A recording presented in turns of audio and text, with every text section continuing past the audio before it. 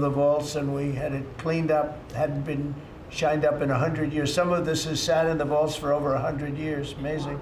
Over 100 years. Many of the pictures that were put up in the Oval Office as an example, those two as an example. So he was president, they moved in 1800, and he won the election, I believe, in November of 1800, John Quincy Adams. And we thought that would be, he was considered to be a good president, and he was the first occupant of the White House, so it sort of made sense. And I love the frame of those pictures. Look at those frames, you know? I'm a frame person. Sometimes I like frames more than I like the pictures. And we have the flags of the Marines, and Space Force now has its own flag. I'm very proud of Space Force, but the Army, Navy, Air Force, Marines, Space Force, the whole thing. And Coast Guard is right there. You never forget the Coast Guard. They do a great job. So we have the flags throughout the office. And it's really become quite a beautiful place. I don't want to tell this, Marco pointed it out. I was going to leave the clock. So as president, you have the power. If I go into the State Department or Department of Commerce or Treasury, if I see anything that I like, I'm allowed to take it. Do you believe this? So I'm in Marco's, I see this gorgeous clock, grandfather clock, and there it is. I said, Marco. He didn't know about it. I had to read him the rule and regulation. I said, Marco, I love this clock. Look at it. It's beautiful. He said, what clock? I said, the clock that's in the other room is incredible, and nobody gets to see it there. Marco, I tried to talk him into it first, and it sort of worked, and then I had to use a little more. I said, I'd love to take that clock out and put it in the cabinet room. He said, no, are you serious? I said, Marco, I have the right to do it, Marco. And he said, all right, what the hell? So that's his contribution to the cabinet room. But it's, by the way, it's an incredible clock. And, you know, it's an important room. So you may see it again. Maybe we'll move it back sometime. Anyway, so that's pretty much it. But it really is great. Here we put on, you know, these lamps have been very important, actually. Whether people love them or not, but if you see pictures like Pearl Harbor and Tora, you see movies about the White House where wars are being discussed, oftentimes they'll show those lamps or something like those lamps, something that looks like them, probably not the reals, because I don't think they were allowed to. This is a very important room. This is a sacred room, and I don't think they made movies from here. You never know what they do. But they were missing medallions. See the medallions on top? They had a chain going into the ceiling. And I said, you can't do that. You have to have a medallion. They said, what's a medallion? I said, I'll show you. And we got some beautiful medallions. And you see them. They were put up there. It makes the lamps look better. So we did these changes. And, you know, when you think of it, the cost was almost nothing. We also painted the room a nice color, beige color. And it's been really something. The only question is, will I gold leaf the corners? You could maybe tell me my cabinet could take a vote. You see the top line moldings, and the only question is, do you gold leaf it? Because you can't paint it. If you paint it, it won't look good, because they've never found a paint that looks like gold. You see that in the Oval Office. They've tried for years and years. Somebody could become very wealthy, but they've never found a paint that looks like gold. So painting it is easy, but it won't look right. And the question is whether or not we should gold leaf it. Linda, do you have an opinion? I gold leaf it. You like it the way? No, I gold leaf it. You'd gold leaf it? Yeah. Who would gold leaf it? Could I raise you? How about, would you gold leaf it? I was going to ask about McKinley, one of their favorite presidents. Well, McKinley was a great president who never got credit. In fact, they changed the name of Mount McKinley, and I changed it back, because he should have been, the people of Ohio he was the governor of Ohio. The people of Ohio were very happy when I did that, I heard. They were very insulted. They took the name of Mount McKinley off. That was done by Obama a little while ago, and I had to change it back. I changed it back. He actually was a great president. He was a president, he was the tariff, the most, I guess, since me. I think I'm going to outdo him, but he was a tariff president. He believed that other countries should pay for the privilege of coming into our country and taking our jobs and taking our treasure. That's the way he explained it. They took our jobs and they took our treasure, and for that they should pay. And he made them pay, and he built a tremendous fortune. In fact, in 1887, they had the Great Tariff Committee was set up in 1887 because our country had so much money, we didn't know what to do with it. And they set up a committee of, as they called them, elites, a term that we have to change because I think a lot of the people that are elites aren't elite. I think the people that aren't elite are elite, so we're gonna have to maybe switch that around somehow. But they had a committee that was set up to spend the money because it was such a large amount of money at that time. It was nobody had seen anything like it, and it all came in from tariffs, and people didn't pay tax. There was no income tax system. I told you that came back in 1913. That came back and lived well for a while, and then you had the Great Depression, and then later they tried to bring back tariffs, but the whole thing was.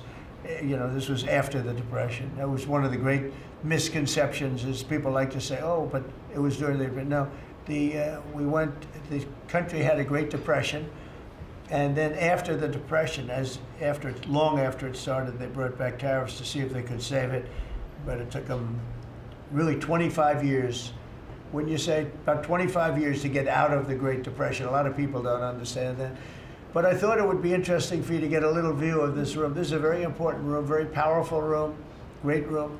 And we've done similar, but even beyond this, in the Oval Office. We brought back pictures of some of the great presidents. Many of them were in the vaults for over 100 years.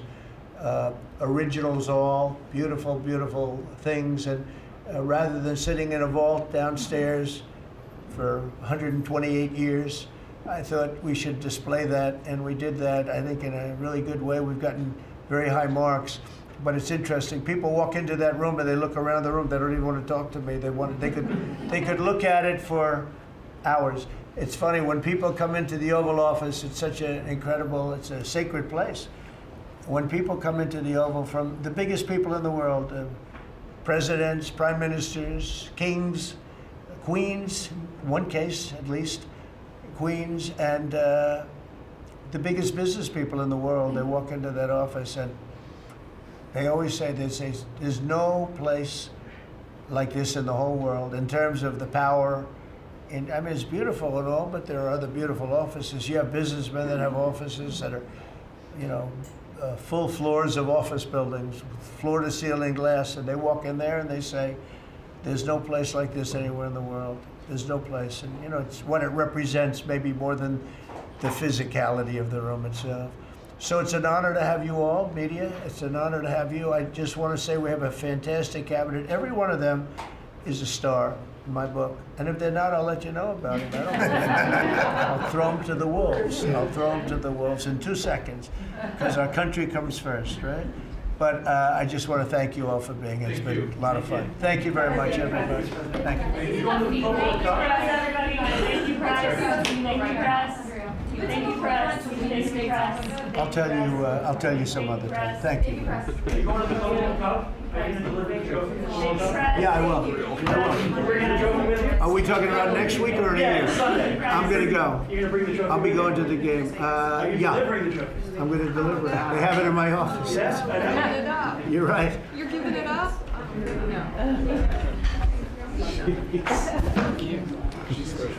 Oh, she's stepped.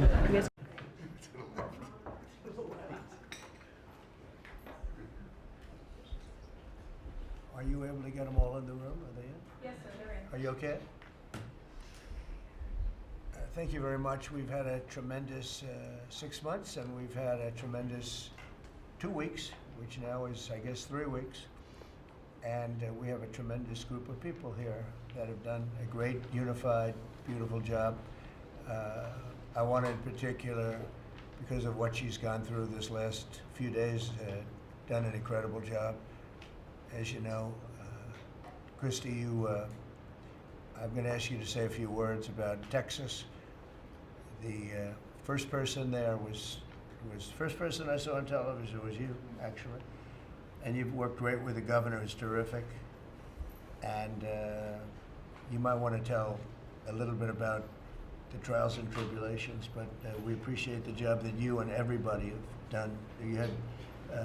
You had people there as fast as anybody's ever seen. So really appreciate it. We all do, and maybe you could say a few words. Sure. Well, thank you, Mr. President. I want to thank you for your leadership.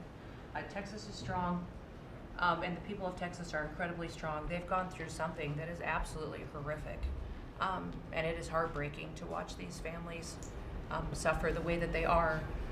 As soon as this flash flooding event happened, you know, the governor has activated his emergency responders. Nim Kidd is his emergency management director, who is incredible, and has immediately worked with the local first responders to get help to individuals and get them evacuated, put requests in to me.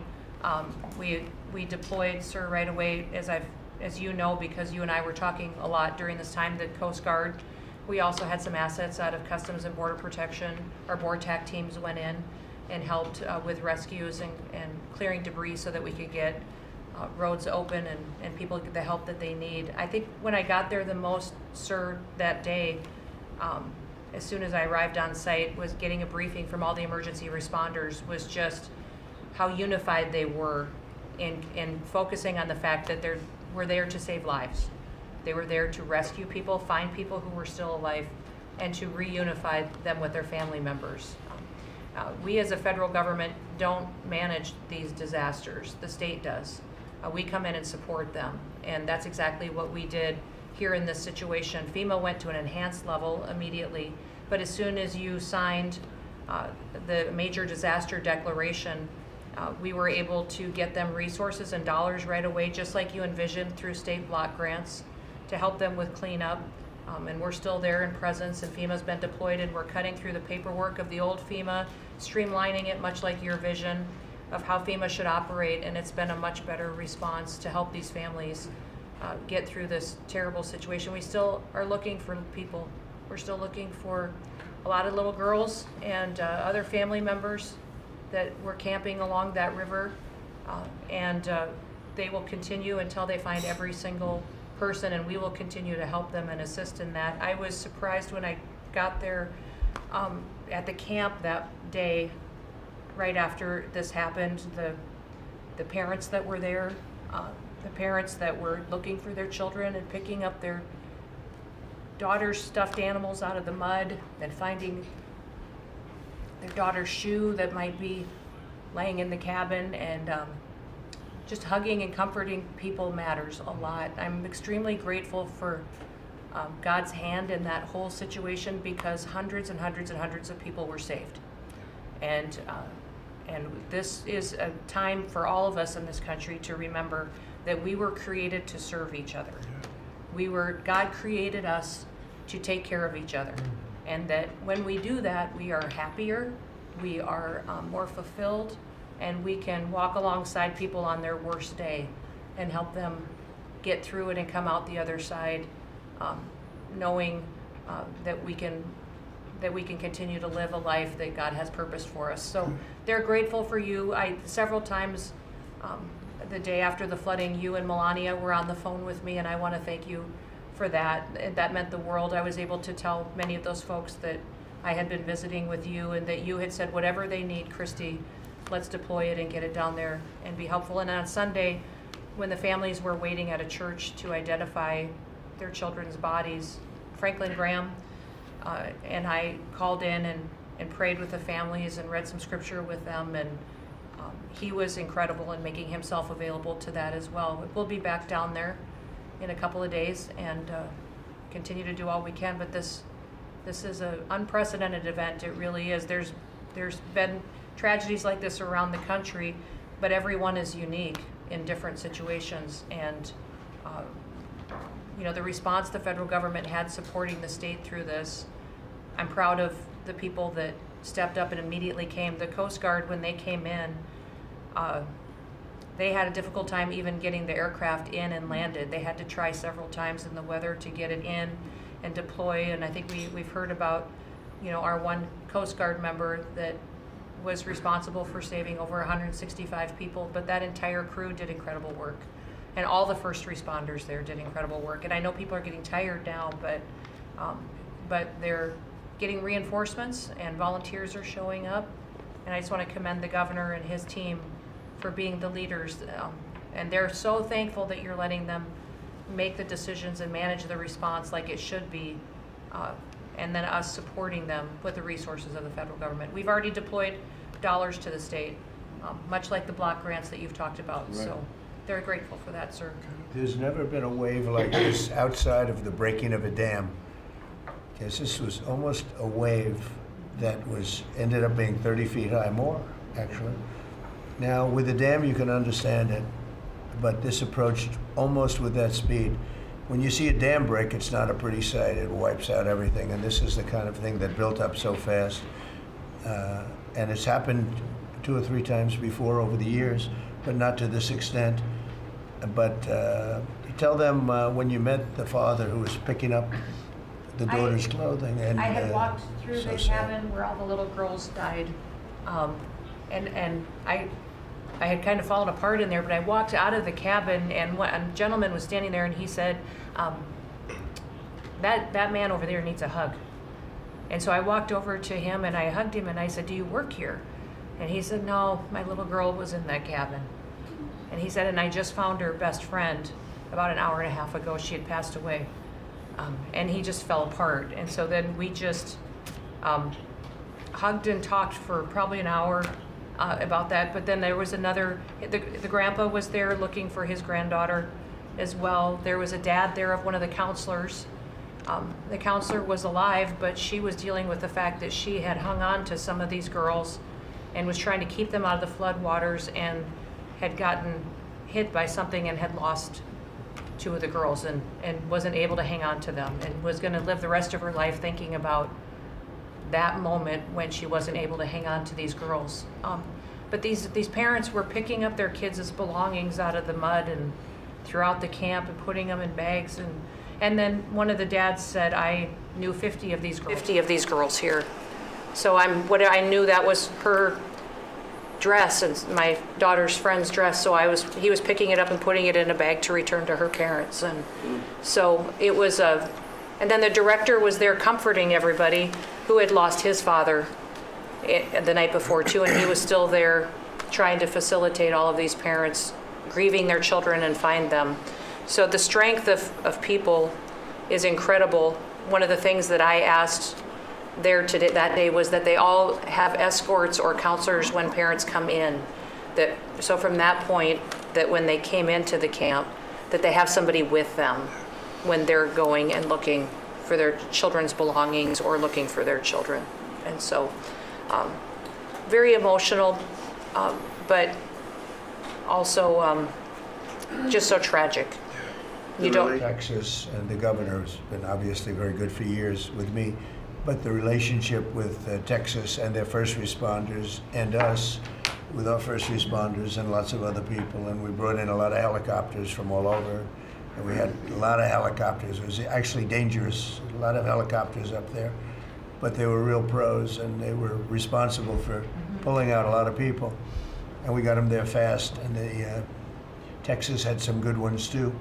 But the response has been incredible, and the fact that we got along so well, I don't know, I don't even think that's a political thing, but we got along so well, and it was so unified. I think a lot of lives have been saved. That could have been as bad as it was, and you could have lost double or triple. This thing was just really horrible. Well, congratulations on a great job, and I appreciate it. I know you're going down. I'll be going down on Friday with First Lady. We'll be taking a trip, and we don't want to get in anyone's way because that's what happens. The president goes and everyone's around focused on. I don't want anyone to focus on us, but it's possible they could have somebody saved still. There's a lot of areas. It's a big area, and probably unlikely at this point, but there could be. I mean, they're thinking there could be the possibility, but what a tragic situation. A good job, and we'll see you on Friday, and we'll finish out the day here. I think you've been reading a lot about it's a terrible topic when you talk about financial after this, but we have a big country and we've been doing very well. The tariffs, as you know, are starting to come in at record levels. Tremendous amounts of money are coming in to our country. We never did that before. We're not used to it. We only have tariffs going out. We only adhered to the rules of other nations who charged us tremendous tariffs because we were led by stupid people or people without any business sense. And I'd like to ask Scott, you could maybe talk a little bit about how well we're doing with regard to the money coming in. And the big money will start coming in on August 1st. I think it was made clear today by the letters that were sent out yesterday and today. Go ahead, please. Yes, sir. We will have taken in about $100 billion in tariff income thus far this year, and that's with the tariff, the major tariff not having started till the second quarter. So we could expect that that could be well over $300 billion by the end of the year. We don't agree with CBO scoring, but for those who do, the CBO scored tariff income over the next 10 years at $2.8 trillion, which we think is probably low. And sir, under your leadership, we're witnessing. And they gave us no credit during this last little, the great, big, beautiful bill. I always use the word great. I add that to it because it really is what it is. It's never been anything like it, actually. And I want to thank all the Republicans that voted for it. And I want to, scold the Democrats because they're voting for tax cuts. They're voting for no tax on tips, no tax on Social Security, no tax on overtime, and many, many other things far more important than that. Great health care. And frankly, every Democrat should lose their election because it was purely political vote. They were told not to vote for it. So think of it, we got 218-2, and then with the Senate, we had 50-3. Democrats didn't vote at all, not one positive vote, with all of the good things in there. Economic development money, tremendous border money. Now you're loaded up on the border, and I don't think we're going to need so much of it because we had zero come in last month, so I'm not sure how much of it we want to spend. You may think about that. You may actually think about saving a lot of money because the wall's been largely built, and it obviously worked. But you may want to think about that. But so I think it's incredible when I watch the Democrats, and they have standard lines like they had Russia, Russia, Russia. They had the laptop from hell. It all came from Russia. They make things up and they go with it, and they feed it to you people in many cases. And they said, here's a line. And I hear the new line is death. Oh, it's death. Everyone's going to die. It has nothing to do with death. In fact, we're saving our country. Death is from allowing 25 million people into our country, of which 3 or 4 are stone cold, hard criminals. 11,888 are murderers, many of them committing more than one murder. That's death, and the Democrats did that. Joe Biden did that by allowing people to come in here, just totally unchecked, unvetted, open borders, open borders. The whole world was dumped into our country from prisons, from gangs, from mental institutions. We have many people walking the streets, walking in areas that we don't know anything about, that came out of insane asylums. They released their the insane asylum population into our country, and it's amazing the job that you and Tom Homan are doing, by the way, on that. But we have to get them out, and we have no choice. We have to get them out, and we are getting them out. And so, Pete, you want to tell them about our great military and how well we did with respect to the bombers and the B-2? We had the pilots here 2 days ago, and they were incredible people. Go ahead. Yes, sir. Truly a historic mission. It demonstrated the skill and courage of the United States military. From those B-2 pilots and families that we had a chance to meet, sir, to the fighter pilots, to the refuelers, to the maintainers, to the air defenders who defended the base. What was demonstrated on the world stage was American military might and capability. And it wasn't just Fordo and Esfahan and Natanz that took notice in Iran. It was the rest of the world, that we have a decisive commander-in-chief willing to use these capabilities, which are the best in the world. As the president pointed out, no one else could have done what America did there on that night, and everyone took notice of that. With the one big beautiful bill, sir, we've got $150 billion additional to invest in Golden Dome and all the other weapons systems and stockpiles and shipbuilding priorities of yours.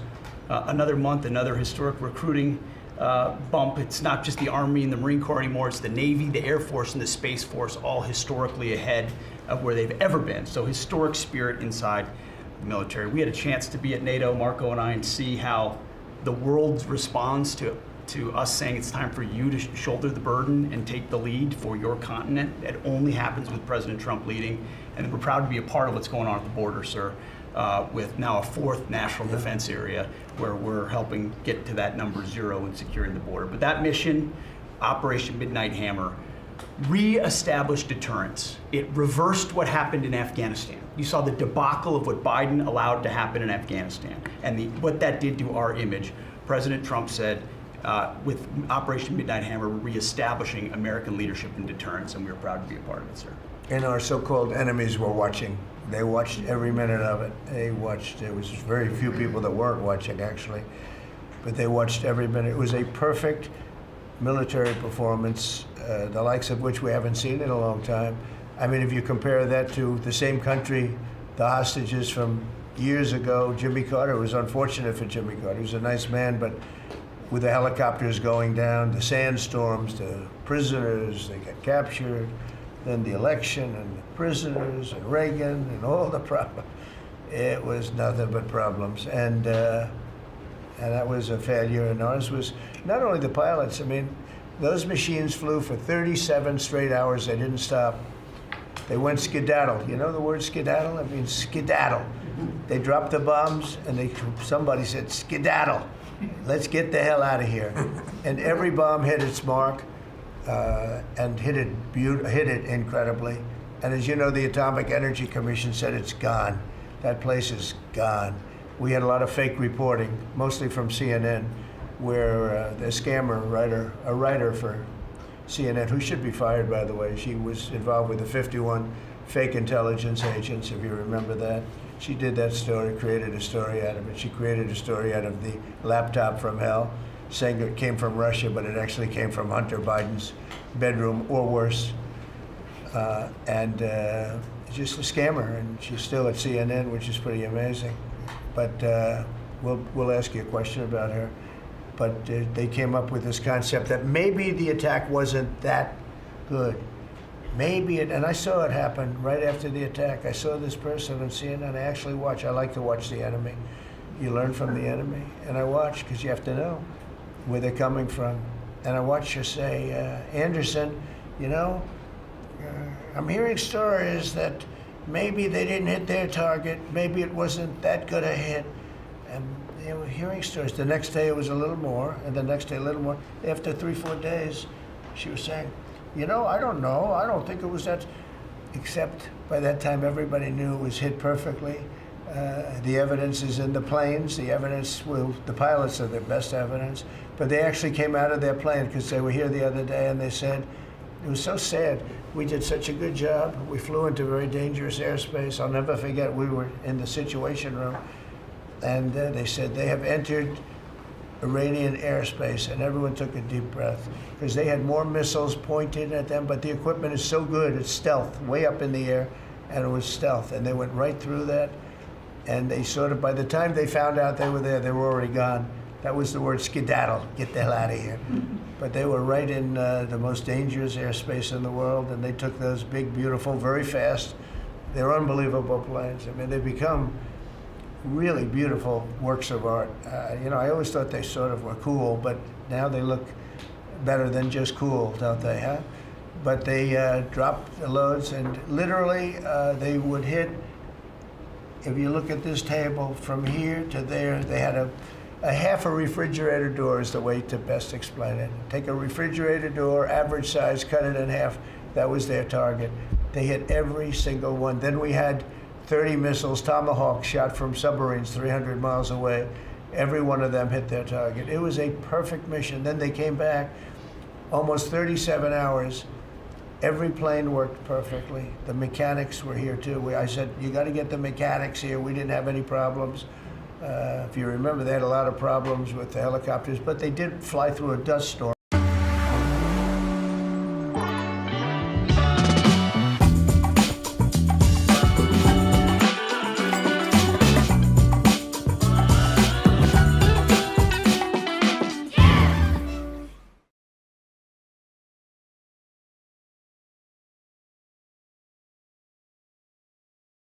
Got them down. I would have kept Bagram, the big air base, which right now is controlled by China, among the most powerful runways in the world, thick with concrete and steel. Anything could land, and right now they were 1 hour away from where China makes its nuclear weapons. I was keeping it. Outside of that, we were leaving, and I would have been out faster than them, but we would have gotten out with strength and dignity. Instead, that was the most botched up mess I've ever seen. They left all that equipment behind, and every year they have a parade running down some third-rate street with the equipment. You know, it's supposed to be Fifth Avenue. It doesn't work. But with all that equipment that they left, they should have taken every ounce of it. I was taking every ounce. I said every screw, every bolt, every nail you take out of there. And Millie said, I remember one time, sir, we're better off leaving the equipment. Why? Well, it's cheaper. I said, cheaper? You mean it's cheaper to leave a $150 million airplane rather than flying it into Pakistan or India or someplace, or just flying it straight home? It's cheaper. Yes, sir. That's when I knew he was an idiot.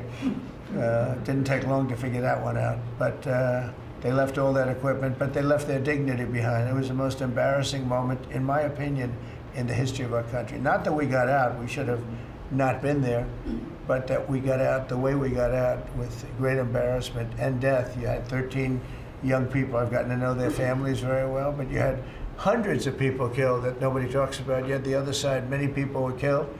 Many people are walking around with no legs, no arms from that whole thing.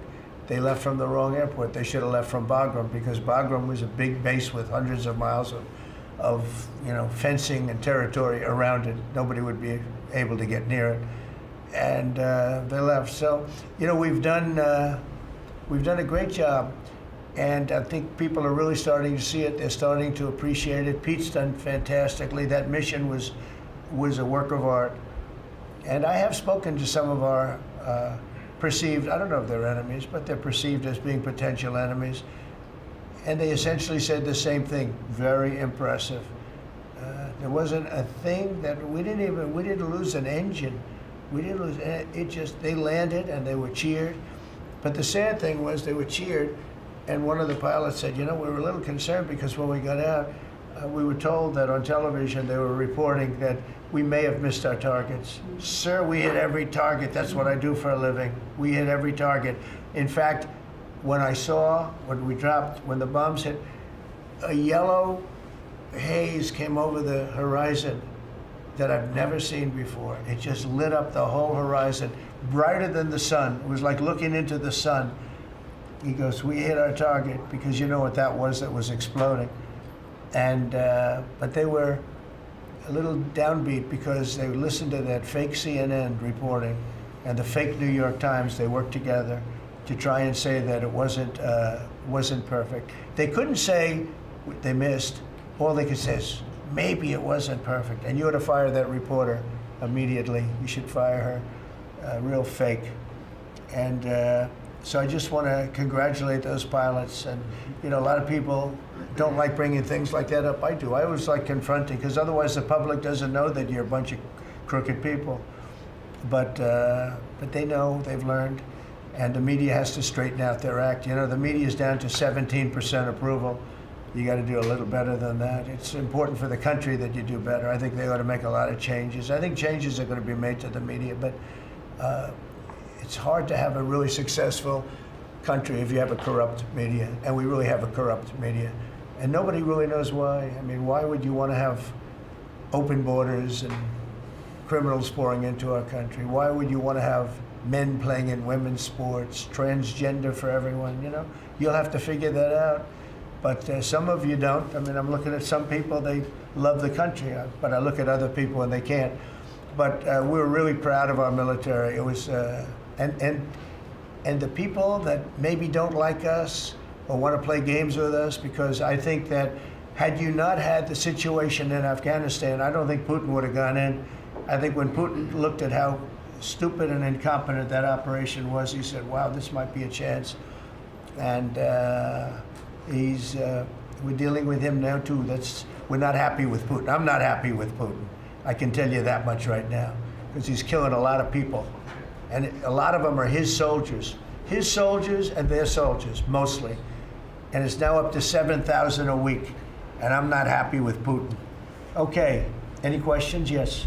Yes, sir. You just said you're not happy with Vladimir Putin. Is there anything that you plan to do to act on that feeling of Well, I unhappiness? wouldn't be telling you. Don't we want to have a little surprise? You know, one of the things we did with the attack is that, and you asked that question. I didn't mean to be rude, but I'm in a rude because I'm looking at some of these crooked people up here, so I'm rude. But your question was asked very nicely. But one of the things we did is we went over every fact. We wanted to get every fact straight. We wanted to have the distance straight, the number of pilots straight. Everything had to be correct because we want to be. This was a very important mission.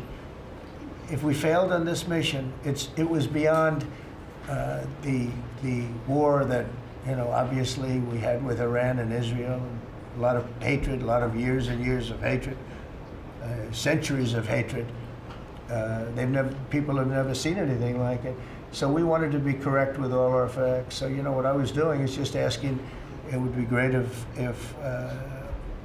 the media would be correct with their facts. That's all we ask for. So go ahead. So finish it up. Oh, yes. Just returning back to Russia, if there's anything that you would signal about your displeasure with them. Well, look, I'm very unhappy with them. There's no reason for this. It's turned out to be tougher, but it's only tougher. And I will say the Ukrainians were brave, but we gave them the best equipment ever made. We gave them the anti-tank busters that knocked out tanks. I mean, you just aim them in the direction of the tank and the tank is gone. We gave them missiles, the latest and the greatest. They were able to shoot down a lot of things that would have normally wiped out. Probably would have been a very quick war. It would have been a war that lasted 3-4 days, but they had the benefit of unbelievable equipment. And Europe gave them too. We gave them far more because Biden shouldn't have done that. He should have equalized. We should have given them the same, or we should have given actually less than Europe. It affects Europe much more than us, but we're in there for over $300 billion. Europe's in there for over $100 billion, but still, Europe gave a lot. And I will say this, the Ukrainians, whether you think it's unfair that we gave all that money or not, they were very brave because somebody had to operate that stuff. And a lot of people I know wouldn't be operating it. They wouldn't have the courage to do it. So they fought very bravely. But we gave them the best equipment in the world. We make the best military equipment by far. There's nobody close. You look at other equipment from other countries, it's not even close. That's why everybody wants to buy our equipment. And that's why we're going to step up these contractors now that make it, and they're brilliant, but they make it too slowly. And we have to step them up, Pete, and let them make it at a much higher rate. Unfortunately, we have to do that. But if you look at our Patriots, if you look at our Tomahawks, if you look at our, what we do with tanks is, you wouldn't want to be driving a tank. You would feel nice and secure, but they are javelins, they're called. And I gave them the javelins. Remember they said Trump gave the javelins and Obama gave them sheets, right? They called Obama at that time. Barack Hussein Obama, if you haven't heard, did a terrible job. But that was a war that should have never happened, and a lot of people are dying, and it should end. And I don't know, we get a lot of bullshit thrown at us by Putin. For you want to know the truth, he's very nice all the time, but it turns out to be meaningless. Do you want to sanction him? Lindsey Graham has a sanctions bill on Russia. Do you want him to move I'm that looking down? at it. Yeah, no, I'm looking. The Senate is passing and passed a very, very tough sanctions bill. Yeah, I'm looking at Can it. you sign that? It's an optional bill. It's totally at my option. They passed it totally at my option, and to terminate totally at my option. And I'm looking at it very strongly. Yesterday you said you want to see more weapons. Go ahead, please. The Council of Economic Advisors released a new report saying that imported goods have actually decreased in price from December I know, it's not through even- March. Well, my question is, With the tariffs. the Fed chairman keeps saying that tariffs are going to cause price increases. Are we the talking- prices just not Chairman passed of the through Fed? yet? Yes, exactly. Well, Are the you prices, do a better job than him. are the prices just not passed through yet? No, I think what's happening is everything's evening out. You know, when we charge, see what people don't understand, the other countries have been charged, almost every country charges us tariffs. We had deficits with everybody for years, for decades. And we were like this big monolith. that made bad deals with everybody. We rebuilt South Korea, we stayed there. It's okay, we rebuilt it, and we stayed there. And they pay us very little for the military. I got them to pay billions of dollars, and Biden then canceled it when he came in. I said to South Korea, as an example, we give you free military, essentially, very little. And I think you should pay us $10 billion a year. And they went crazy. But they agreed to 3. So I got 3 with a phone call. And I was satisfied. I said, but next year we have to talk. And then we had a rigged election and we never got to talk. And you know what Biden did? They probably went to him and they said, listen, Trump treated us terribly and we shouldn't be paying anything. And he cut it down to nothing. So that's what happens. It's ridiculous. That's the other thing. We're talking to countries about contributing to the military, not only just paying more in NATO, but contributing. We have 45,000 soldiers in South Korea. We have 45,000 soldiers in Germany, 52,000 actually. And, that's a huge economic development for them. That's tremendous amount. That's like having a city. It's tremendous money for them, and it's a tremendous loss for us. So we're talking, in a very nice way, we're talking to them about it. It's very unfair. We supply the militaries to many very successful countries. I mean, South Korea is making a lot of money, and they're very good. They're very good, but, they should be paying for their own military. President Trump, can I ask you a question about Jerome Powell as well, and then a question to the Attorney General. Jerome Powell, and then I have a question for the Attorney General. Jerome Powell, who you've been pressuring to lower interest rates, he's facing accusations of lying to Congress, which is a potential crime about the opulent. He should resign immediately. We should get somebody in there that's going to lower interest rates. Do you want congressional Why don't you call Republicans for his resignation? Do you want congressional Republicans to investigate and pursue Okay and with punish? me. I think he's terrible. I think, look, we're paying, I call him Too Late. T-O-O, Too Late, like Too Tall Jones for the Dallas Cowboys, right? Too late. He's always late. But he wasn't late with Biden before the election. He was cutting him like crazy. It didn't help too much, did it? But he was cutting him like crazy before the election with Kamala and Biden. He was trying to get them in, I guess. I don't know. He was recommended by somebody that worked for me. I like you better. If I could ask the Attorney General a question too, President. Sure. Your memo and release yesterday on Jeffrey Epstein, it left some lingering mysteries. One of the biggest ones is whether he ever worked for an American or foreign intelligence agency. The former Labor Secretary, who was Miami U.S. Attorney Alex Costa, he allegedly said that he did work for an intelligence agency. So could you resolve whether or not he did? And also, could you say why there was a minute missing from the jailhouse tape on the night of the set? Yeah, sure. If Hey, I Pam, could, could I just interrupt for Sure. 1 second? Are you still talking about Jeffrey Epstein? This guy's been talked about for years. You're asking, we have Texas, we have this, we have all of the things. And are people still talking about this guy, this creep? That is unbelievable. Do you want to waste the time, and do you feel like answering? I don't mind answering. I mean, I can't believe you're asking a question on Epstein at a time like this where we're having some of the greatest success and also tragedy with what happened in Texas. It just seems like a desecration, but you go ahead.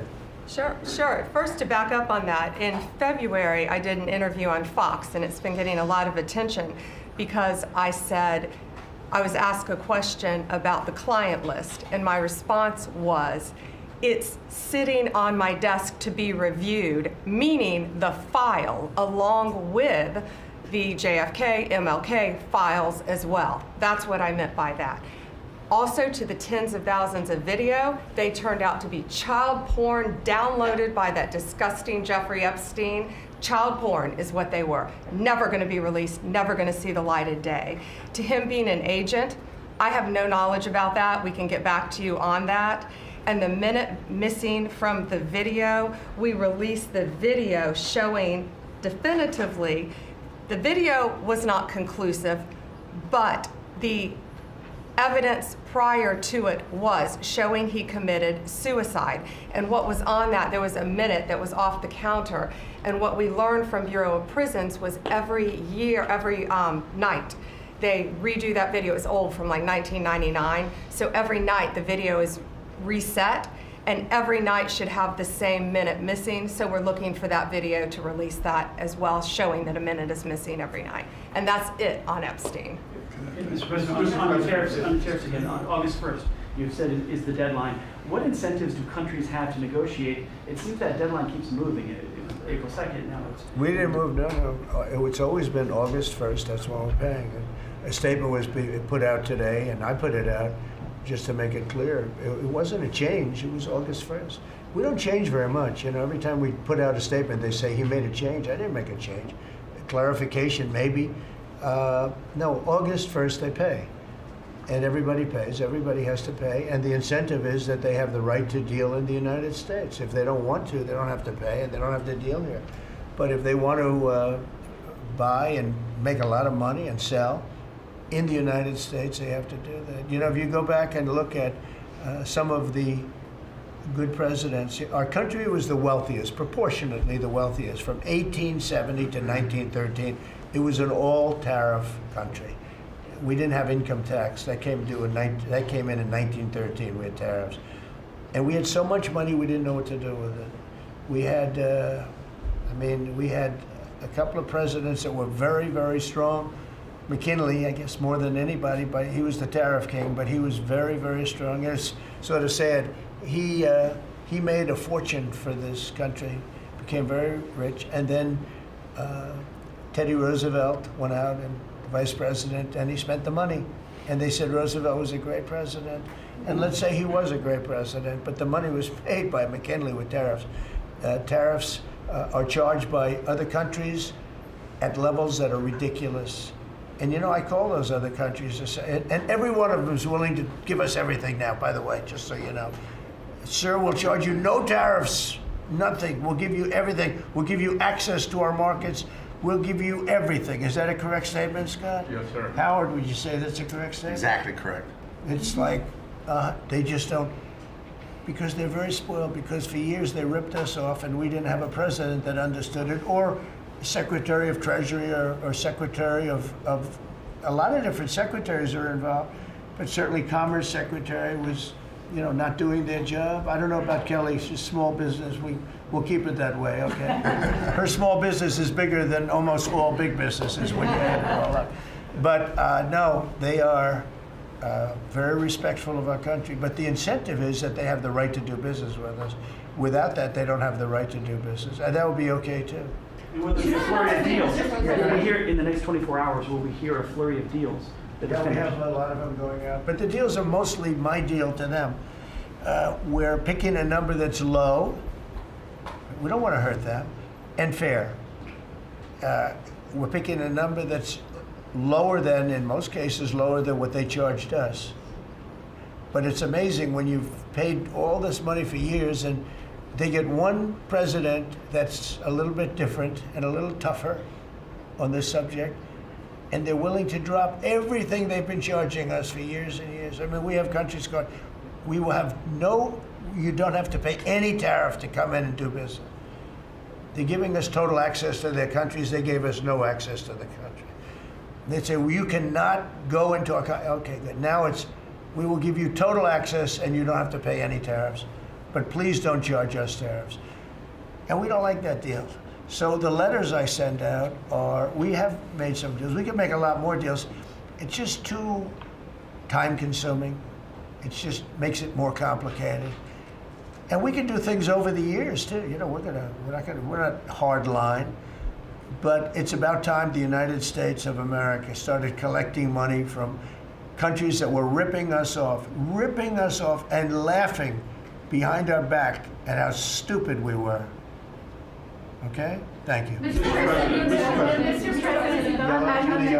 on the tariff issue, so you've talked about India coming, but then a couple days ago you issued a new tariff threat to members of the BRICS countries for if they aligned with anti-American policies. 10% charge. That would be India, Brazil, That's Russia, right, they have to pay 10% if they're in BRICS.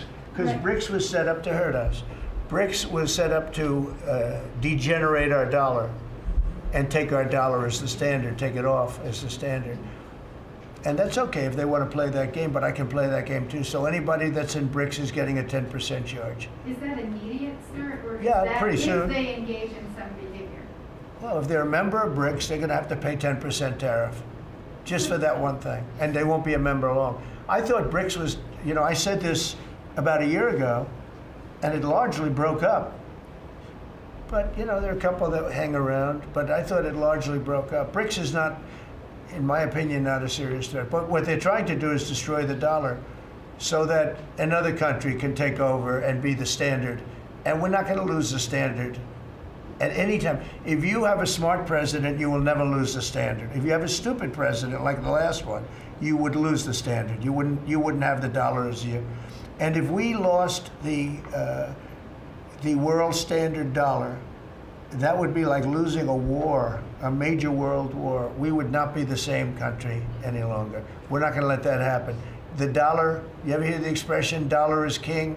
The dollar is king. We're going to keep it that way, okay? And I'm just saying, if people want to challenge it, they can, but they're going to have to pay a big price. And I don't think any of them are willing to pay that price. But a simple question is, does that jeopardize? Thank you, Mr. President. Are you optimistic about reaching the tariff deal with the European Union soon? Well, the European Union has been speaking to us, Ursula and the whole group, and they've been very nice. They treated us very badly until recently. Now they're treating us very nicely. It's like a different world, actually. They've treated us very badly. They were among the toughest to deal with. Actually, in many respects, they were much worse than China. Look at what they do to our companies. They sue Apple, they sue Google. 17 billion they got from Apple on a lawsuit that they didn't have a case. They have, judges that are European Union judges, and they take so much money away from our country in terms of that, in terms of other things that they do. They're very tough, but now they're being very nice to us, and we'll see what happens. We're probably 2 days off from sending them a letter. We are talking to them. I just want you to know, a letter means a deal. A lot of people say, we got 200 countries. We can't meet with 200 countries. We have a few trusted people that know what they're doing, that are doing a good job, but you can't do it. You have to do it in a more general way, but it's a very good way. It's a better way. It's a more powerful way. And we sent them a letter. You read the letter. I think it was well crafted. And mostly it's just a little number in there. You'll pay 25%, 35%. We have some at 60, 70. Those are ones with massive, where we have massive trade deficits because they've treated us very badly. But I would say in every case, I'm treating them better than they treated us over the years. Don't you agree with that? I do. I could have done much. I could have been much harsher. I don't want to do that. We want to have relationships, but in every case, they treated us far worse than I'm treating them. I'm treating them very good. I could go higher with the tariffs, but I don't want to hurt them. That's why when you just read it, you come up with the number. It's so incredible that prices are actually going down. Just so you know, when I got in, everyone said, "Oh, eggs are going through the roof." That was I was in for about 4 days, and they started screaming at me about eggs. They said, "That's Biden's problem." I didn't know about eggs, but eggs went up about 5 times. You did a fantastic job, and we ended up shortly getting. In fact, for Easter, they said, "Go out and buy plastic eggs. You can't use real eggs." Well, we bought 200,000 eggs for the White House for the Easter egg hunt that we have at the White House, and there were eggs. We had the price down, and now the price is lower than it was before. We did a good job with eggs, but we did a good job with groceries. Our prices are down in this country. A big part of it's oil. The oil, you had a couple of places last week. You had $1.99 for oil, for gasoline. Nobody thought they'd see that. I want to get it lower if I can, but we've done a good job. You've done a very good job. Do you want to say a couple of words about that, you and Chris, about what's happening with energy? Well, absolutely, but I would say on the pricing side, President Trump, the fact that you've endorsed and supported a policy of energy dominance, that sends a signal to the market that we're going to have more supply. You talked during the campaign about inflation being a country buster. You've broken the back of inflation in 6 months, among all the other things you've accomplished. We have no inflation. And we've got, heading into the 4th of July, these were the lowest gas prices at the pump in 4 years. And again, for Americans, this is like hundreds of billions of dollars of that stay in their pockets because we lower the price of gas at the pump. But when we lower the price of energy, it lowers the price of food, it lowers the price of the clothes you wear. It's the biggest food thing. It's the biggest thing. It's like a big tax cut. When you get energy down, every 50 cents is like a massive tax cut, and we've gotten it down much below that. You know, we had great energy, great low prices, everything else. When the election turned over, I'm trying to be nice about it. It turned over, shockingly, but nevertheless it happened. Energy started going up, and it went up really bad, and then he went back to the Trump policy. The problem was they didn't know how to do that, and he lost it. He lost that sucker. That big sucker was out of control, and his energy prices went way up, and that's what caused it. But it was also stupid spending. They spent money like, they used to use the term drunken sailors, but I won't use that term. Although it is very descriptive, I won't use that term. I refuse to use it. But they spent money at levels that nobody had ever seen before, and trillions and trillions of dollars wasted on the Green New Scam, greatest scam in the history of our country, other than maybe Russia, that might have been. But the Green New Scam was the single greatest scam in the history of our country, and continues to be, but it's weakened badly. It's hobbling along because people are they're finally getting it. But they spent trillions of dollars on the Green New Scam, getting nothing for it. Devised by a couple of young people that weren't even good college students, you know? Not even good students. Check out their marks. Yeah? Let's give out the latest jobs report. No, not for CNN. Not for CNN. Go ahead. In the last jobs report, Mr. President, in the last jobs report, the manufacturing jobs actually lost 7,000 jobs. When will the investments that you've been talking about have an effect on They're manufacturing? building the plants now. About 7 have started. We're going to have hundreds started within a short period of time. Lee Zeldin, who may be the most important man in this room, I'm sorry, but he's the one that gets the permits, whereas he's the one that has to get the permits for the plants and the factories, and permits that used to take 5 years, he's getting in record-setting times.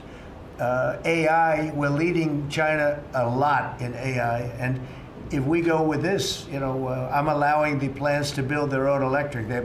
I'm allowing them to become an electric utility, so they can produce their own electricity, because we need double to be successful with AI, which is the biggest thing now.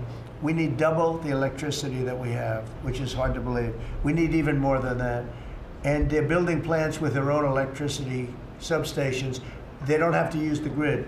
And anything they build extra, they're putting into the grid. So we're supplying the grid with brand new electric sources. And you know, it's funny, when they came to see me, they never even asked for that. I told them about it.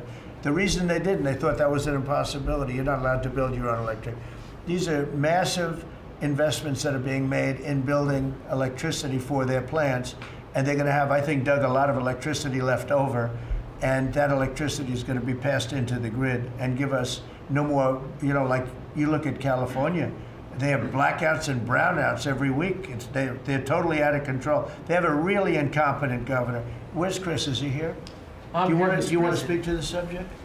Yeah, I think a huge thing in the one big beautiful bill, Mr. President, because of your leadership, is the ending of these subsidies, as you call them, the Green New Scam. That saves our country $500 billion over the next 10 years.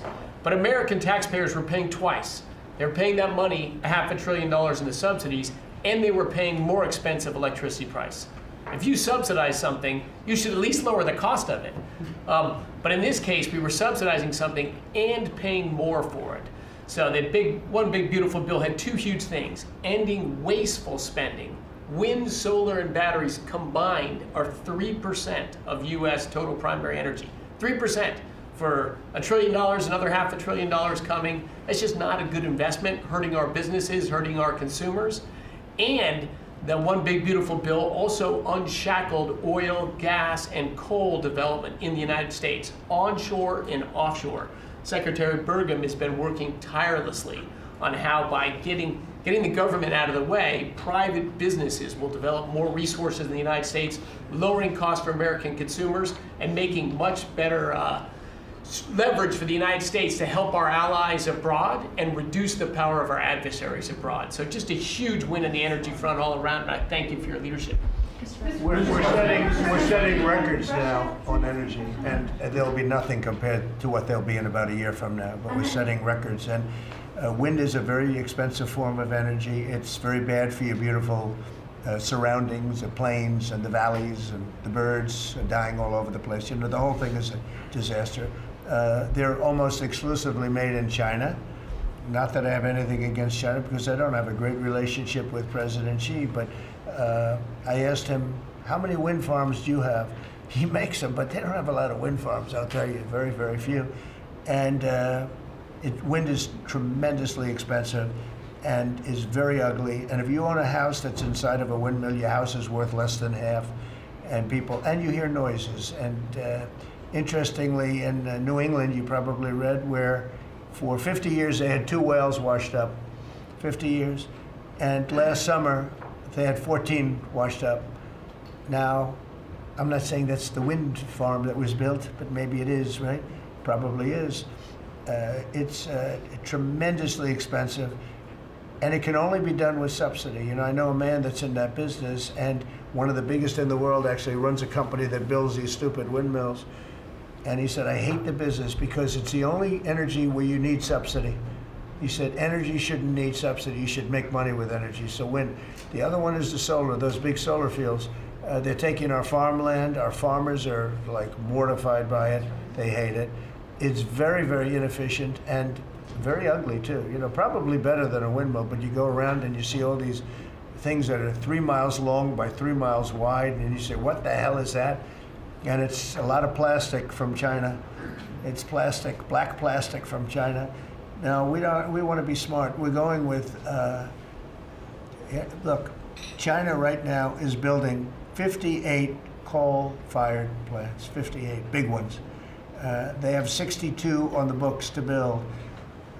We've reintroduced clean, beautiful coal, because you know you can do a lot with coal now. Clean, beautiful coal, and natural gas, and all of the other things that we have. But we don't want wind, and we don't want solar, because they're a blight on our country. They hurt our country very badly, and smart countries don't use it. Solar sounds good, I will say, and I like, on occasion, you'll see a roof which is made as solar brick, but it's a smaller use. We need the kind of thing that's going to fire up our plants, and it's not going to be wind, you know, that is very intermittent, as you probably know. But they've spent a fortune. They've spent trillions of dollars on this stuff. And I'll just give you one other story. A friend of mine is a very successful guy. He went back to see his mother in Minnesota. Hadn't seen her in a long time. And he wasn't back for 10 years, which isn't a nice story. I mean, you don't see your mother for 10 years. She's got some difficulties, which I know the guy, he does have some difficulties. He's very successful, but probably not the nicest person. It was actually longer than 10 years, but he went back and he told me he wanted to go and look at the valley. There's a valley in Minnesota that he thought was so beautiful. And I hadn't seen it in a long time. And he's driving along the road. He said, oh my, I'll use the word gosh, oh my gosh.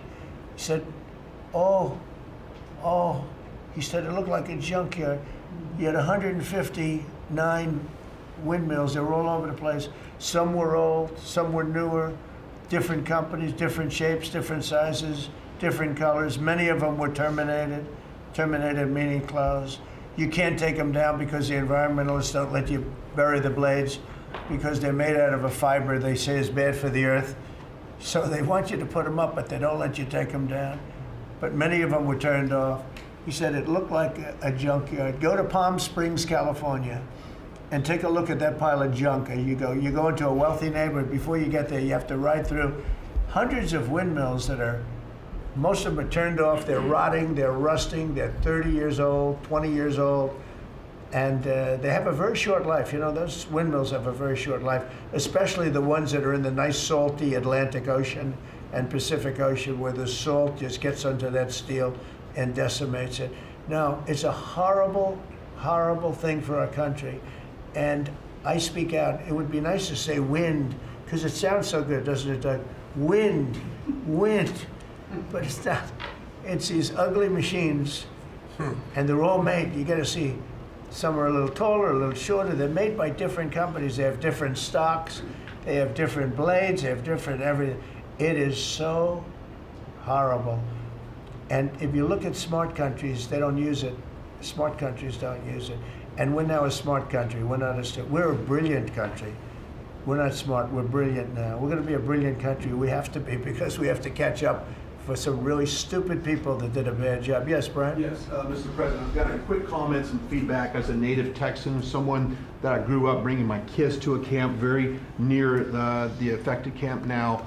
Thank you on behalf of Texas. I've gotten hundreds of messages that want to thank. If you're in the cabinet room, you can tell the president and his team on behalf of Texans, thank you so much for the quick response and the loving, the hugs. I saw that you gave. Two quick questions. I saw a Palestinian senator.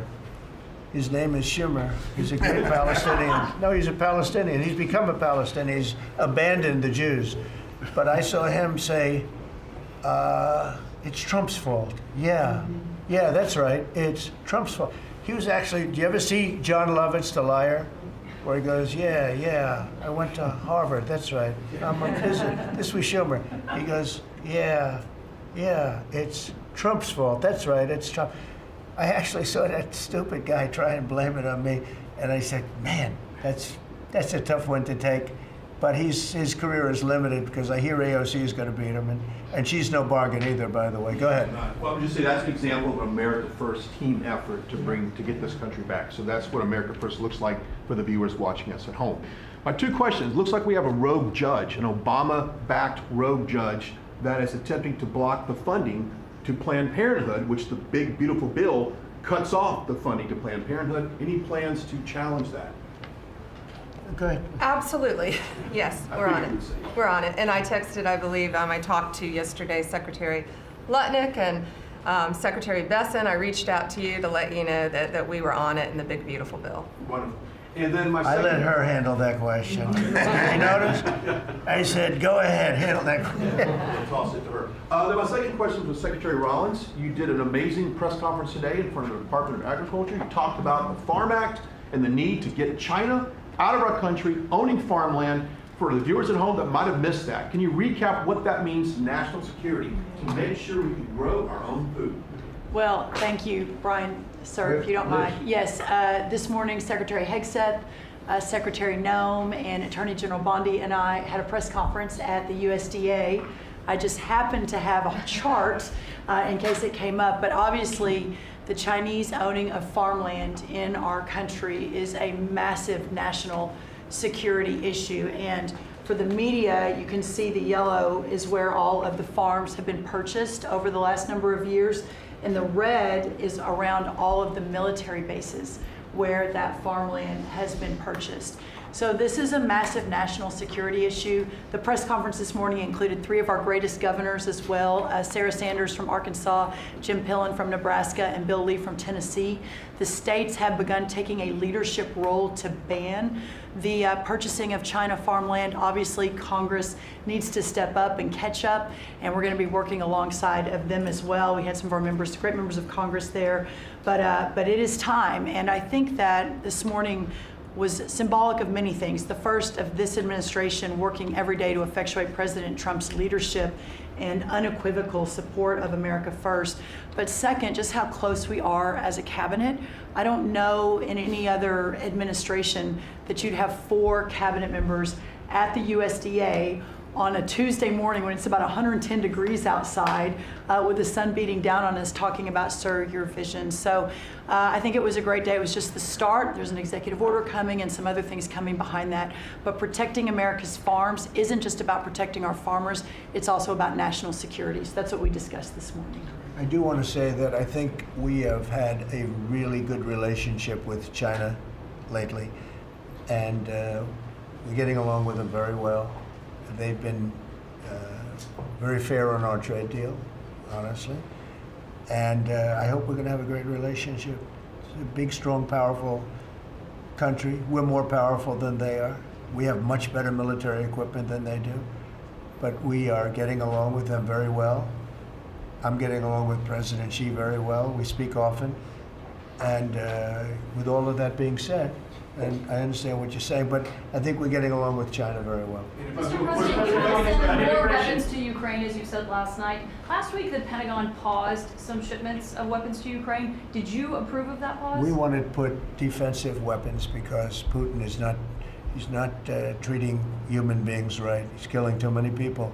So we're sending some defensive weapons to Ukraine, and I've approved that. So who ordered the pause last week?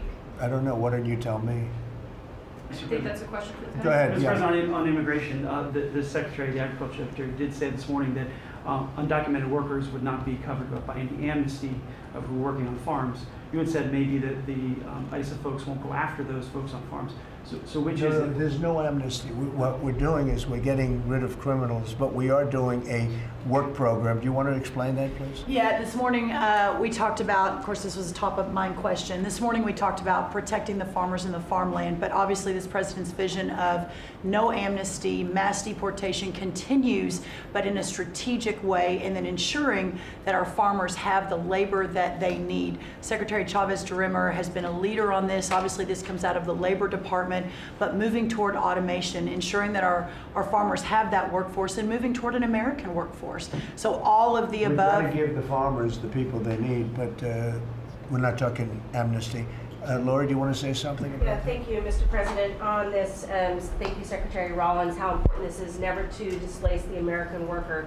What the Department of Labor is doing is focusing on what the law entails now, being more modernized, more streamlining, to work through the H programs. We're going to have a concierge approach to that, where we have developed a new office to answer the need of our farmers and ranchers and producers, and not to displace the American worker, and follow within the law now. And that does not include an amnesty program at all. And we've seen that working, and we'll continue to have that roll out. On the other topics that we've somewhat talked about, the jobs numbers, Mr. President, 4 months in a row, we've seen those jobs numbers increase. That's an exciting time for our manufacturers. That was asked earlier. We know it's going to take some time, but through that deregulation process that Lee and I are working on as well, the Department of Labor has rolled out 63 new deregulations that we're going to be moving through. In the first Trump administration, it was successful with over 30. We've just rolled out 63 new ones in order to double down on those manufacturing companies, to let them know that we have signaled through this process that we will assist them in getting the workforce that they need. It's an exciting time. That one big beautiful bill, that was the signal to my former colleagues in Congress to get this done. It's been an important time. I spent time on the ground visiting 7 states in 9 days prior to that bill being passed, because it was the most pro-worker piece of legislation that we will ever see really in this country right now. No tax on tips, no tax on overtime, no tax on Social Security.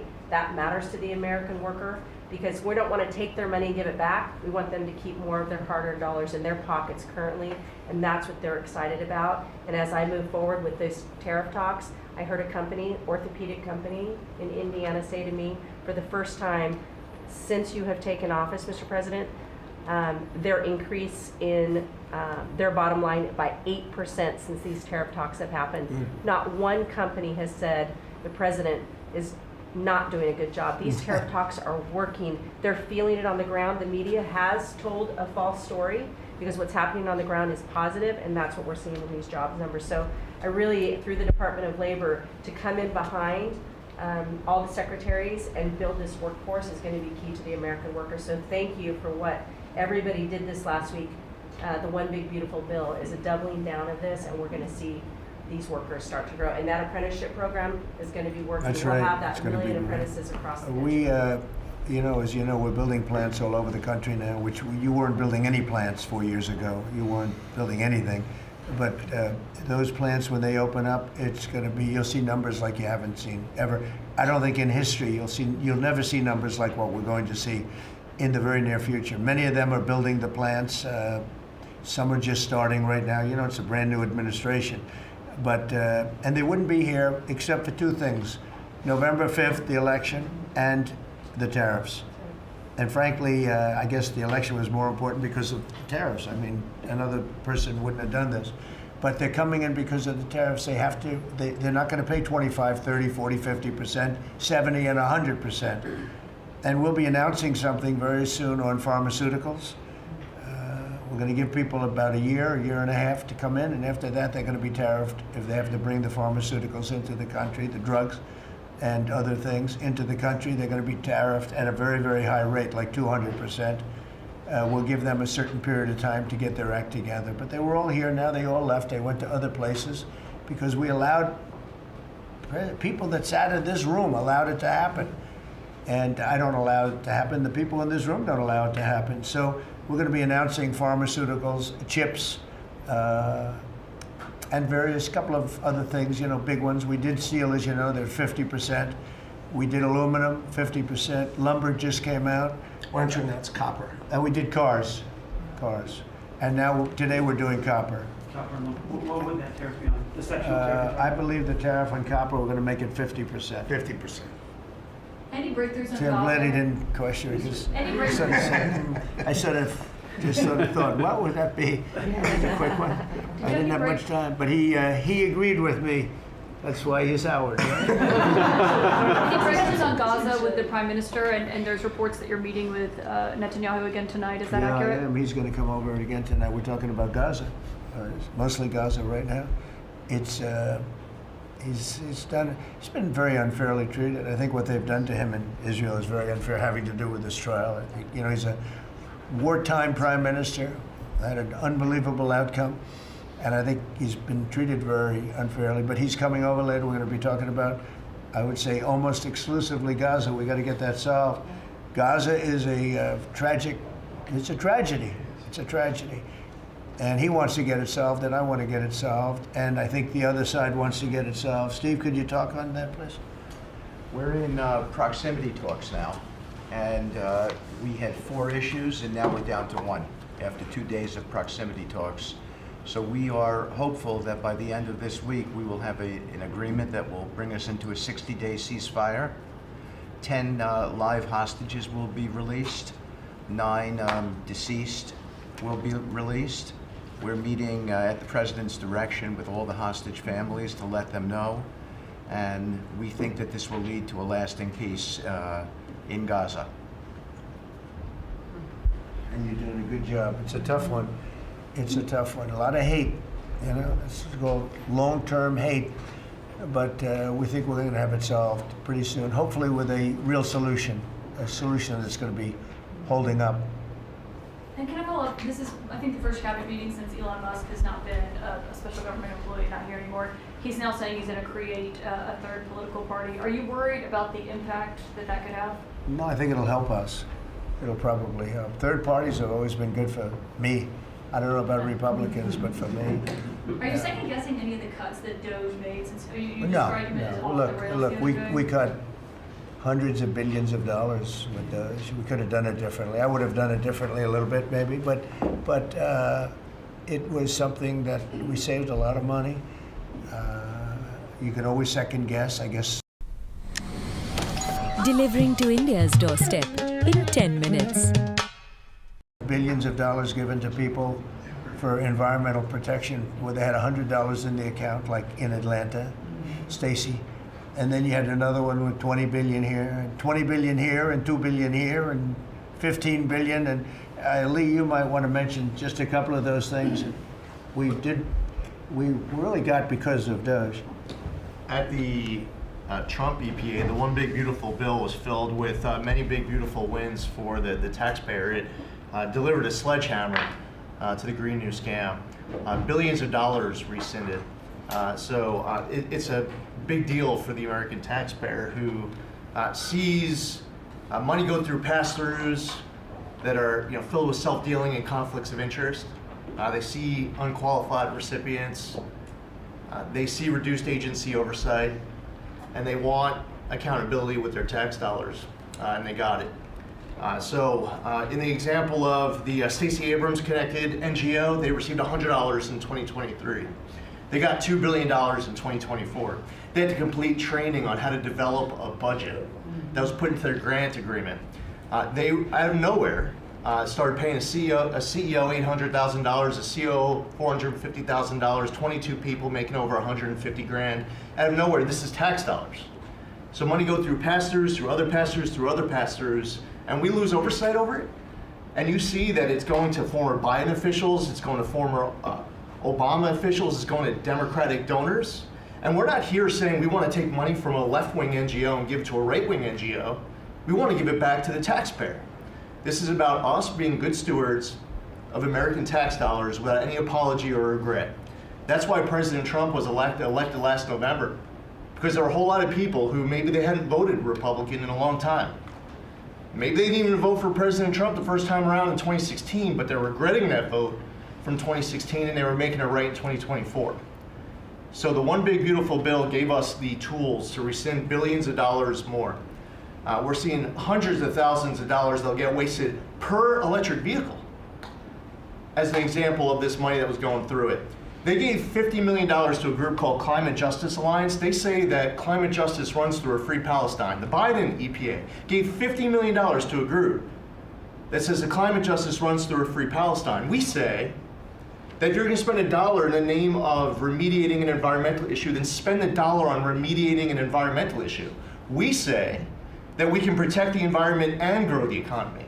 We want to help grow more baseload power in this country.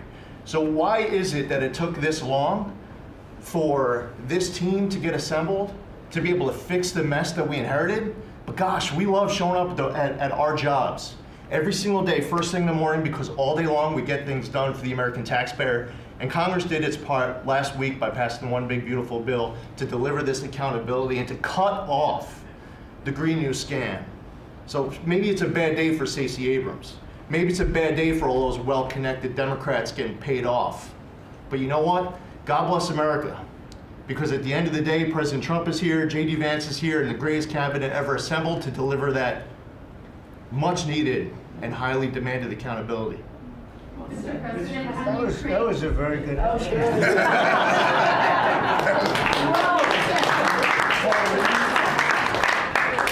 And that's from the heart. That's from the heart. On Ukraine, the Ukrainians have asked the International Court to go after Russia for using toxic chemicals in the fight. Germany and the Netherlands have had intelligence saying that. What does U.S. intelligence believe, and what do you believe about the use of chemical weapons? And would you agree that that's the case for the court? Well, ask John maybe to discuss it if you'd like, John. Well, Mr. President,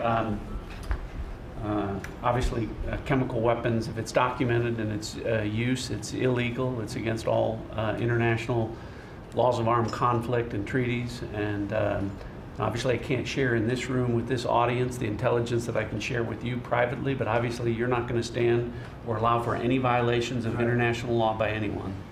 That's right. Thank you.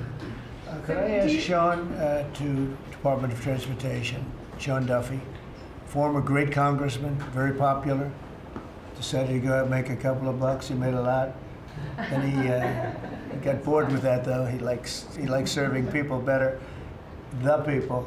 And could I ask you to just discuss a very important subject to me, and that's the modernization of our equipment at airports so that planes aren't crashing into each other and bad things don't happen. It should have been done many years ago. We were going to do it, and then the election precluded that, unfortunately. But we're doing it now. Could you tell them where we are? Yeah, if I can start with Newark. You guys all covered what happened in Newark. We had outages for a couple of 30-second outages a couple months ago.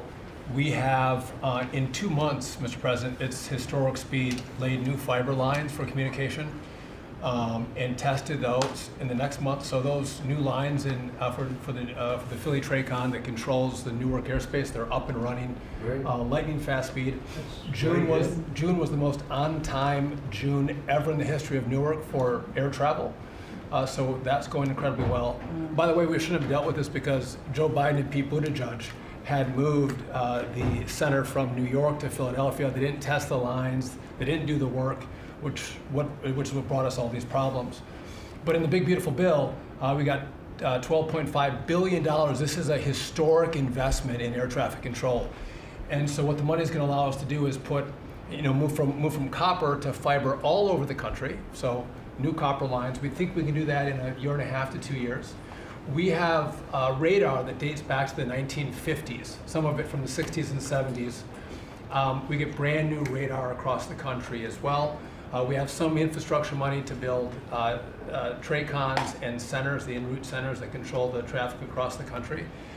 So this is a massive new start to rebuild air traffic control. And again, this is dilapidated. Americans think that their government takes care of them and makes the investments that are necessary to make the country work.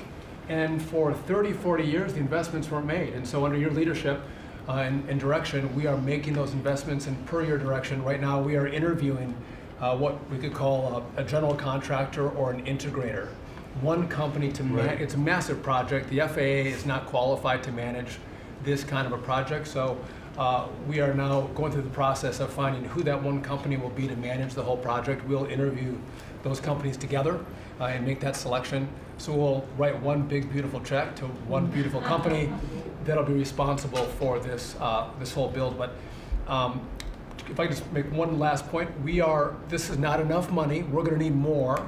But this is a massive new start. The biggest investment. We'll need some more money on top of it, but a great start from the big beautiful. It's a starter. It was very important to us, and just to cover that, there have been accidents, and my pilots, I would often hear them say, "Oh, good," and they would use a different system, a different country to land in New York.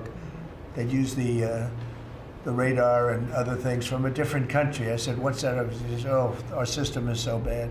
And I knew that. We were all set to start, and Boot at Edge came in, and what they did was so crazy, because they hooked it copper into fiber, into steel, they had all different systems.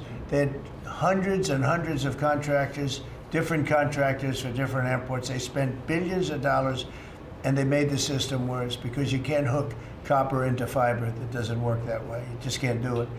It's not doable, but they tried to do it.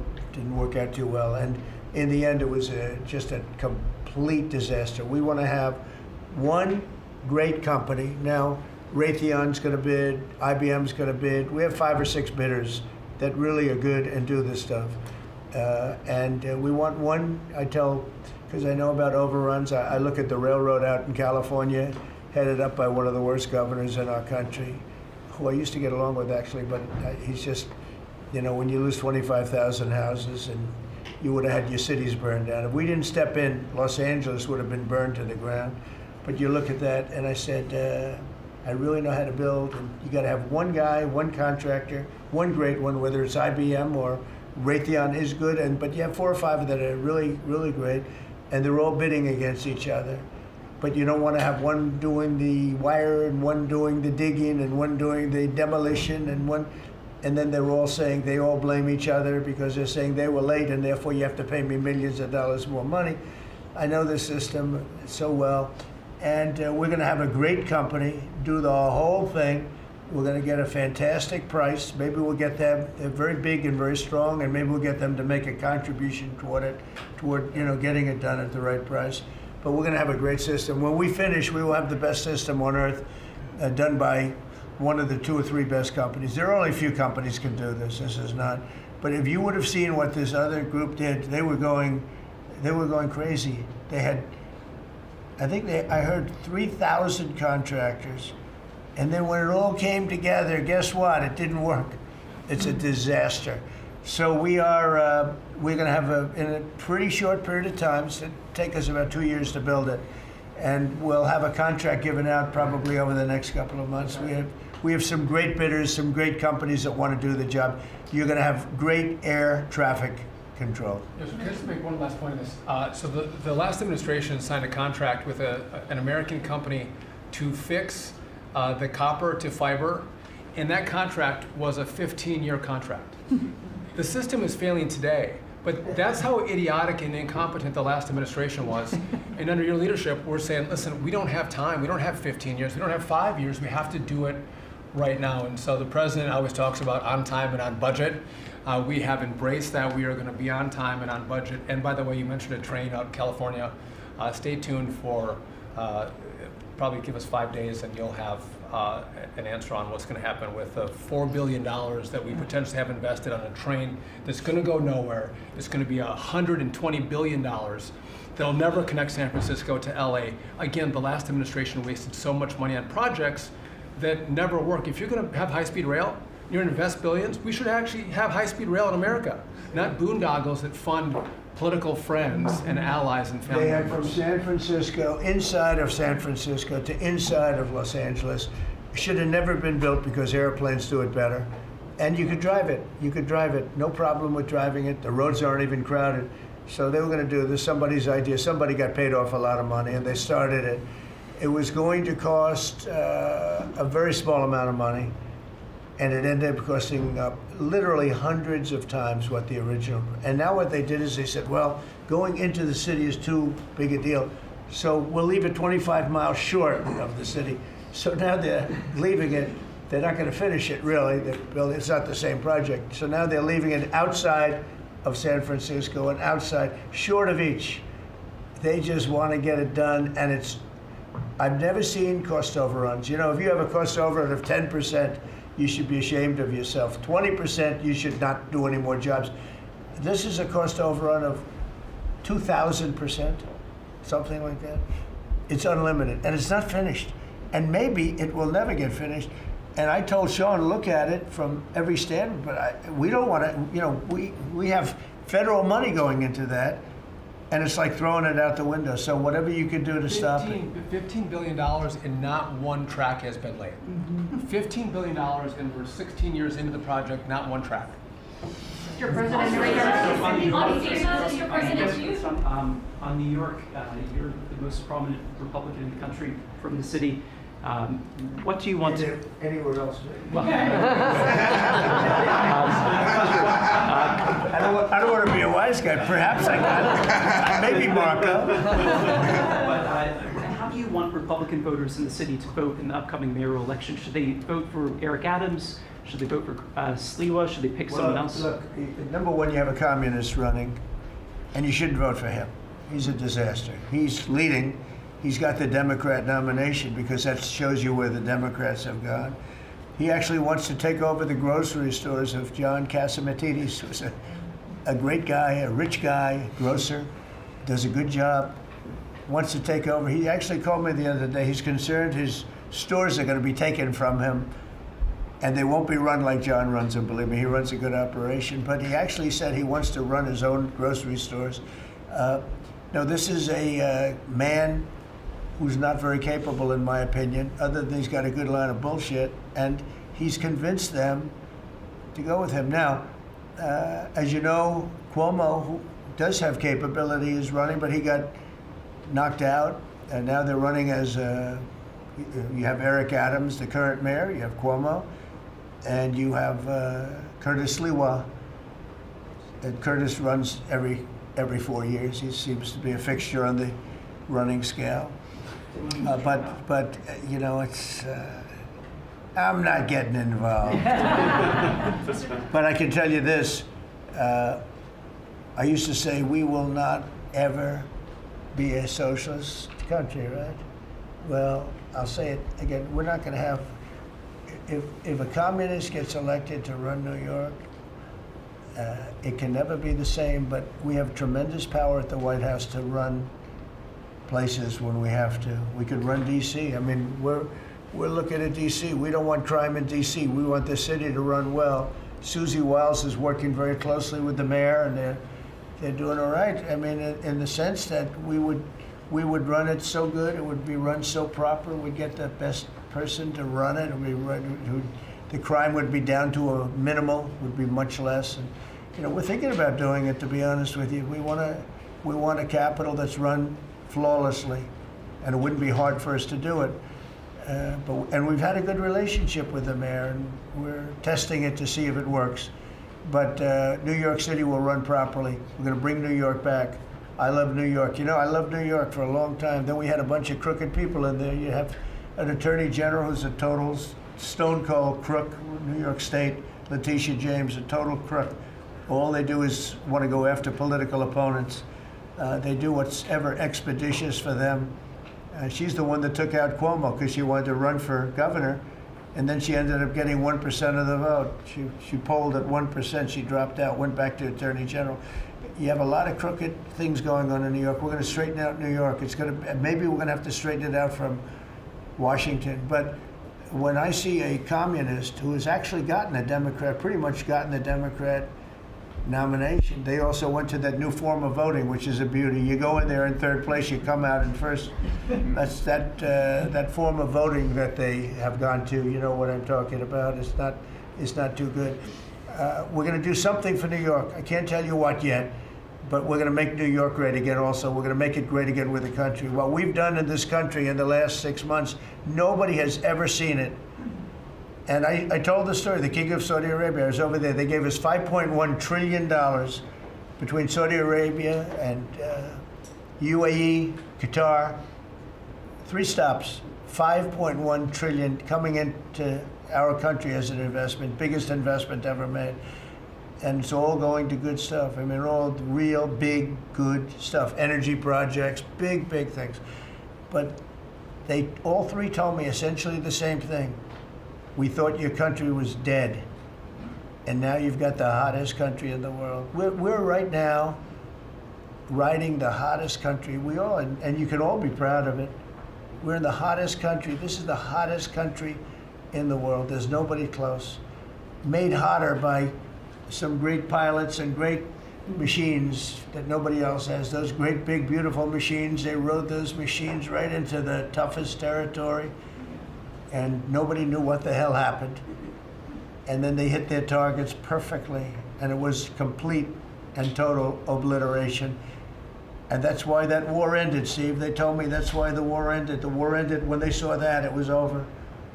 And we're very proud of it. But we have the hottest country in the world right now, from a country that was close to dead. And if I didn't win, if you would have had the other person win, we all know who she is, whether it was she or Biden, they're the same. He may have been more competent than her, and that's hard to believe, right? But if you had that ideology in, I don't believe you would have had a country anymore. I think you would have had a country that was broken up. But we had a dead country, now we have the hottest country in the world, and everybody knows it, and everybody said it. Mr. Vice President, do you have anything to say? Well, thank you, Mr. President. I just want to say that I'm very proud of the whole team. I think everybody has worked together. You see Pete and Marco and Steve working on some of the diplomacy, Christy and Pam working on the border. We just have a really, really solid team, and we've done a lot of good work. And in particular, I want to congratulate the White House staff led by the President on getting the One Big Beautiful Bill passed. Yeah. I was personally skeptical, sir. I never told you this, but I was skeptical we'd be able to get that thing done by July 4th. We did it because we worked together and we worked very well. So it's an honor to be a part of it, but I'm really proud of you guys for doing a great job. The beautiful thing about it, it had something for everyone. That's right. Most people said it had to be broken into 7 bills. It's so big.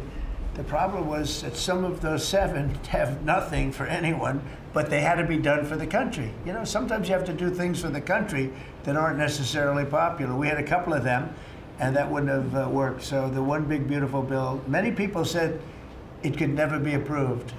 Too big, too everything. There's too much. But it had something very big and very important for everyone, and it's great for the country. And remember, the Democrats have come up with a false narrative, you know, just whatever. It's just a line that they send to everybody and that they print. I think in the case of this, it's death, death. Everyone's going to die. I heard that. Everyone's going to, just the opposite. Everyone's going to live. What we're doing is saving our country and making it much bigger, better, and stronger than it ever was. I'd like to ask, Marco's been doing such a great job. Do you have anything to say? Well, it's just going through a list here, Mr. President, and I think the Vice President's pointed out to the great team you have, but and all these achievements that have happened domestically. But you think about it, under your leadership, we prevented and ended a war between India and Pakistan. NATO's now at 5% for the first time ever, the highest numbers ever. A peace deal between the Democratic Republic of Congo and Rwanda. A 12-day war that ended with an American operation that we're the only country in the world that could have done. Hopefully, pretty soon, a peace deal between Azerbaijan and Armenia. The entire Middle East and the infrastructure of it has the potential now to change because of Syria and Lebanon, and it hasn't even been 6 months. Sure. It hasn't even been 6 months, so it's a great testament to your leadership in this team. Well, thank you very much, and you've done a fantastic job. Could I just ask Linda, she's involved in so much, she's so talented and so good, and she's working on a couple of little things like Harvard, who was given $5.5 billion over a short period of time. We caught him on that one. It's crazy, but you're working in so much. You want to bring education back to the States. How are you doing? Well, absolutely, and thank you for the opportunity. I think on the big, beautiful bill, what we saw, was school choice, that's finally on a national basis at the state level, but there are opportunities now for scholarships, more and more of them for kids who are in failing schools. It's going to be a big turnaround. I think one of the biggest accomplishments we had over the past week was the University of Pennsylvania with the Title IX ruling that Leah Thomas was stripped of her title, Riley Gaines and Paula Scanlon and other women who have stood so strong against men and women's sports. And when you put out the the executive order, I mean, that just solidified it and gave them the opportunity. So those are a couple of really, really big wins, and thank you for that opportunity. And how are you doing with Columbia and Harvard? We're negotiating hard. I think we're getting close to having that happen. It's not wrapped up as fast as I wanted to, but we're getting there. Okay, good. And you've done a fantastic job. Thank you very much. It's been a good team. Yep, you have a great team. Around this table, a lot of people who help with that. That's right. Thank you very much. Maybe just in closing, we spent a lot of time, effort, very little money on this room. This is called the Cabinet Room. It's been here for a long time. And it had some pictures that were not many of them and not very good ones. And I actually spent time in the vaults. The vaults are where we have a lot of great pictures and artwork. And I picked it all myself. I'm very proud of it. That's Andrew Jackson, great Andrew Jackson. That's a gentleman named, and we call him President Polk. He was sort of a real estate guy. He was, people don't realize he was he was a one-termer, but he was a very good president. And I'm not sure I should be doing this, he actually gave us the state of California. He was the one. He was the one. So I'm not sure, maybe he won't be there for long. But if you notice, the frame is the exact same size almost as the other one is Andrew Jackson. So that was a part of the reason too, I have to be honest. But Polk was actually a very good president who's got the same frame that I needed, okay? And up here you have the original George Washington right behind the light.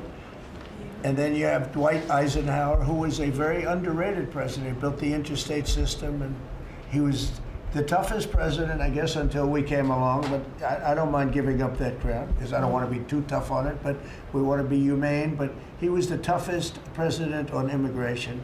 He was very strong at the borders, very, very strong. And sometimes you can be too strong. He was strong at the borders, and during a certain period of time, they were so strong that almost every farmer in California went bankrupt. And we have to remember that. We have to work together, and we have to remember that. But he was a very good president, and a very good general, and a very good president, and I thought he deserved a position somewhere on this floor. And then you have, this is very exciting to me, he was not a Republican, to put it mildly, but he was, he was a four-termer. He was Franklin Delano Roosevelt. And if you notice, there were a lot of ramps outside. We have ramp, people say it's an unusual place for a ramp. It was because of him. He was wheelchair bound, but he was an amazing man. It's an amazing portrait, and we used to have him in the room, a different portrait, and it was a terrible portrait. It was almost like it was done by a child. And I used to say, I can't believe that he would have approved of that portrait of himself. And I was in the vaults and looking at things. I said, what's that? And we have some great curators here. We have 6 curators at the White House. They have 2 for paintings, they have them for furniture, they have them for different things. I guess cost is no object. Okay, cost is, maybe I'd have 1, but that's all right. But we have 6, and they're very talented, though. And he said, that's a picture of FDR. I said, really? Let me see it. They took off the wrappings, very well preserved. And I said, that's the picture they've been looking for years. That was the picture of Franklin Delano Roosevelt. And I said, oh, wow. And likewise, that fit, see, frame-wise, it just doesn't work. It doesn't work if you have, I want to be nice, but it doesn't work if you have a big frame, a little frame, and but it's like perfection. I'm a perfectionist. The mirror was down in the vaults also. I said, where is this from? And it's a very old, very storied mirror, beautiful. We put that up. And then over there is Honest Abe Lincoln. And that picture was in his bedroom. And we thought that this would be a very important place because this is where wars are ended. I'm not going to say wars are declared. I'm going to say wars are ended, okay? We'll be positive. And that's the picture of Abe Lincoln from his bedroom, sat in the bedroom for many, many years. That was his favorite picture of himself. And the Lincoln bedroom's very famous. You remember when Bill Clinton had it and he rented it out to people, okay? We don't do that. But it's an incredible room. And we took that picture from his bedroom. That's Abe Lincoln. And then over here you have John Adams, and it's they were the first occupants of the White House, 1800. And John Quincy Adams, Mrs. Adams, they were the first occupants. So we have them looking at each other, and in between their stare is Abraham Lincoln trying to make peace. And that picture was in a room that I have that was not important, like the cabinet. I gave it up. I said, I have to give it up because that's one of the greatest pictures of the White House. The White House is tremendous art. And the Oval Office, when we're there, we'll go over that. That's really been something. Then we got the drapes, so we got the whole thing. We got new drapes. We got new, wasn't a big expense, very, very small. And we took some of the chinaware and silverware and trophyware, they call it, from the vaults, and we had it cleaned up. Hadn't been shined up in 100 years. Some of this has sat in the vaults for over 100 years. Amazing. Over 100 years. Many of the pictures that were put up in the Oval Office, as an example, those two as an example. So he was president. They moved in 1800, and he won the election, I believe, in November of 1800, John Quincy Adams. And we thought that would be, he was considered to be a good president, and he was the first occupant of the White House, so it sort of made sense. And I love the frame of those pictures. Look at those frames, you know? I'm a frame person. Sometimes I like frames more than I like the pictures. And we have the flags of the Marines, and Space Force now has its own flag. I'm very proud of Space Force, but the Army, Navy, Air Force, Marines, Space Force, the whole thing. And Coast Guard is right there. We never forget the Coast Guard. They do a great job.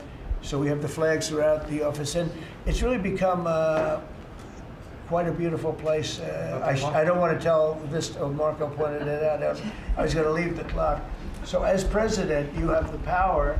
If I go into the State Department or Department of Commerce or Treasury, if I see anything that I like, I'm allowed to take it. Do you believe this? So I'm in Marco's, I see this gorgeous clock, grandfather clock, and there it is. I said, Marco. He didn't know about it. I had to read him the rule and regulation. I said, Marco, I love this clock. Look at it. It's beautiful. He said, what clock? I said, the clock that's in the other room is incredible, and nobody gets to see it there. Marco, I tried to talk him into it first, and it sort of worked, and then I had to use a little more. I said, I'd love to take that clock out and put it in the cabinet room. He said, no, are you serious? I said, Marco, I have the right to do it, Marco. And he said, all right, what the hell?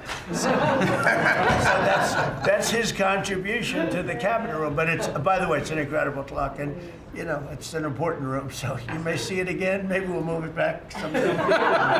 Anyway, so that's pretty much it. But it really is great. Here we put on, you know, these lamps have been very important, actually. Whether people love them or not, but if you see pictures like Pearl Harbor and Tora, you see movies about the White House where wars are being discussed, oftentimes they'll show those lamps or something like those lamps, something that looks like them, probably not the reals, because I don't think they were allowed to. This is a very important room. This is a sacred room, and I don't think they made movies from here. You never know what they do. But they were missing medallions. See the medallions on top? They had a chain going into the ceiling. And I said, you can't do that. You have to have a medallion. They said, what's a medallion? I said, I'll show you. And we got some beautiful medallions. And you see them. They were put up there. It makes the lamps look better. So we did these changes. And, you know, when you think of it, the cost was almost nothing. We also painted the room a nice color, beige color. And it's been really something. The only question is, will I gold leaf the corners? You could maybe tell me my cabinet could take a vote. You see the top line moldings, and the only question is, do you gold leaf it? Because you can't paint it. If you paint it, it won't look good because they've never found a paint that looks like gold. You see that in the Oval Office. They've tried for years and years. Somebody could become very wealthy, but they've never found a paint that looks like gold. So painting it is easy, but it won't look right. And the question is whether or not we should gold leaf it. Linda, do you have an opinion? I gold leaf it. You like it the way? No, I gold leaf it. You'd gold leaf it? Yeah. Who would gold leaf it? Could I raise you? How about, would you gold leaf it? I was going to ask about McKinley, one of their favorite presidents. Well, McKinley was a great president who never got credit. In fact, they changed the name of Mount McKinley, and I changed it back because he should have been. The people of Ohio he was the governor of Ohio. The people of Ohio were very happy when I did that, I heard. They were very insulted. They took the name of Mount McKinley off. That was done by Obama a little while ago, and I had to change it back. I changed it back. He actually was a great president. He was a president, he was the tariff, the most, I guess, since me. I think I'm going to outdo him, but he was a tariff president. He believed that other countries should pay for the privilege of coming into our country and taking our jobs and taking our treasure. That's the way he explained it. They took our jobs and they took our treasure, and for that they should pay. And he made them pay, and he built a tremendous fortune. In fact, in 1887, they had the Great Tariff Committee was set up in 1887 because our country had so much money, we didn't know what to do with it. And they set up a committee of, as they called them, elites, a term that we have to change because I think a lot of the people that are elites aren't elite. I think the people that aren't elite are elite, so we're going to have to maybe switch that around somehow.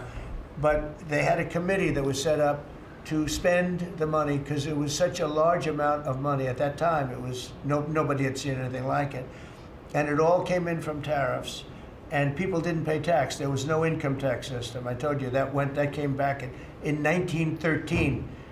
That came back and lived well for a while, and then you had the Great Depression, and then later they tried to bring back tariffs, but the whole thing was. This was after the Depression. That was one of the great misconceptions. Is people like to say, "Oh, but it was during the." But no, the country had passed very very tough sanctions. But yeah, I'm looking at it. Can you sign that? It's an optional bill. It's totally at my option. They passed it totally at my option, and to terminate totally at my option. And I'm looking at it very strongly. Yes. Well, thank you very much. This is a celebration in front of a lot of our good friends, and we've been celebrating in a certain way every night at about 4 in the morning when I had to call you and say, you gotta vote for us. The speaker would call and it'd say, please, please get him to vote. I said, it's 4 in the morning, and everybody took the call, and just about everybody voted, and it's an amazing thing. So amazing that I just signed, and it was really helped a lot by our big, beautiful deal that we just did, the big, beautiful bill, as we call it. But I just signed the largest trade deal in history. I think maybe the largest deal in history with Japan. And that was done with Japan. They had their top people here, and we worked on it long and hard, and it's a great deal for everybody. I always say it has to be great for everybody. It's a great deal. A lot different from the deals in the past, I can tell you that. But we're doing really well as a country. We're strong. We have a lot of money flowing in. The tariffs are kicked in better than anybody other than me and a few of the people in the room thought could happen, Howard and Scott. And I just want to thank you. You've been unbelievable allies, because you're really allies. That's what you've been, and we appreciate it. Some were very difficult, but you got there. And some were a little bit, they had a little confidence, and they came in early, and we just appreciate everybody. But we're gathered tonight to celebrate 6 months of incredible achievements by one of the most successful House majorities in American history. That's what it's about. All right? Despite having an incredibly narrow margin, and you know that we had actually one period speaker where we had one. In other words, had a majority of one. Then we took a few good victories with some little elections that took place. A couple of other things happened, and we ended up with 7. But we had one, and the speaker said to me, we're one heart attack away from losing the majority. We don't want to be there, and I think the results of what we're doing together will give us a tremendous midterm. We're going to work together very hard. We're going to make all those robocalls for you, and we're going to pick it up, and we're going to really increase. I think we should increase by a lot.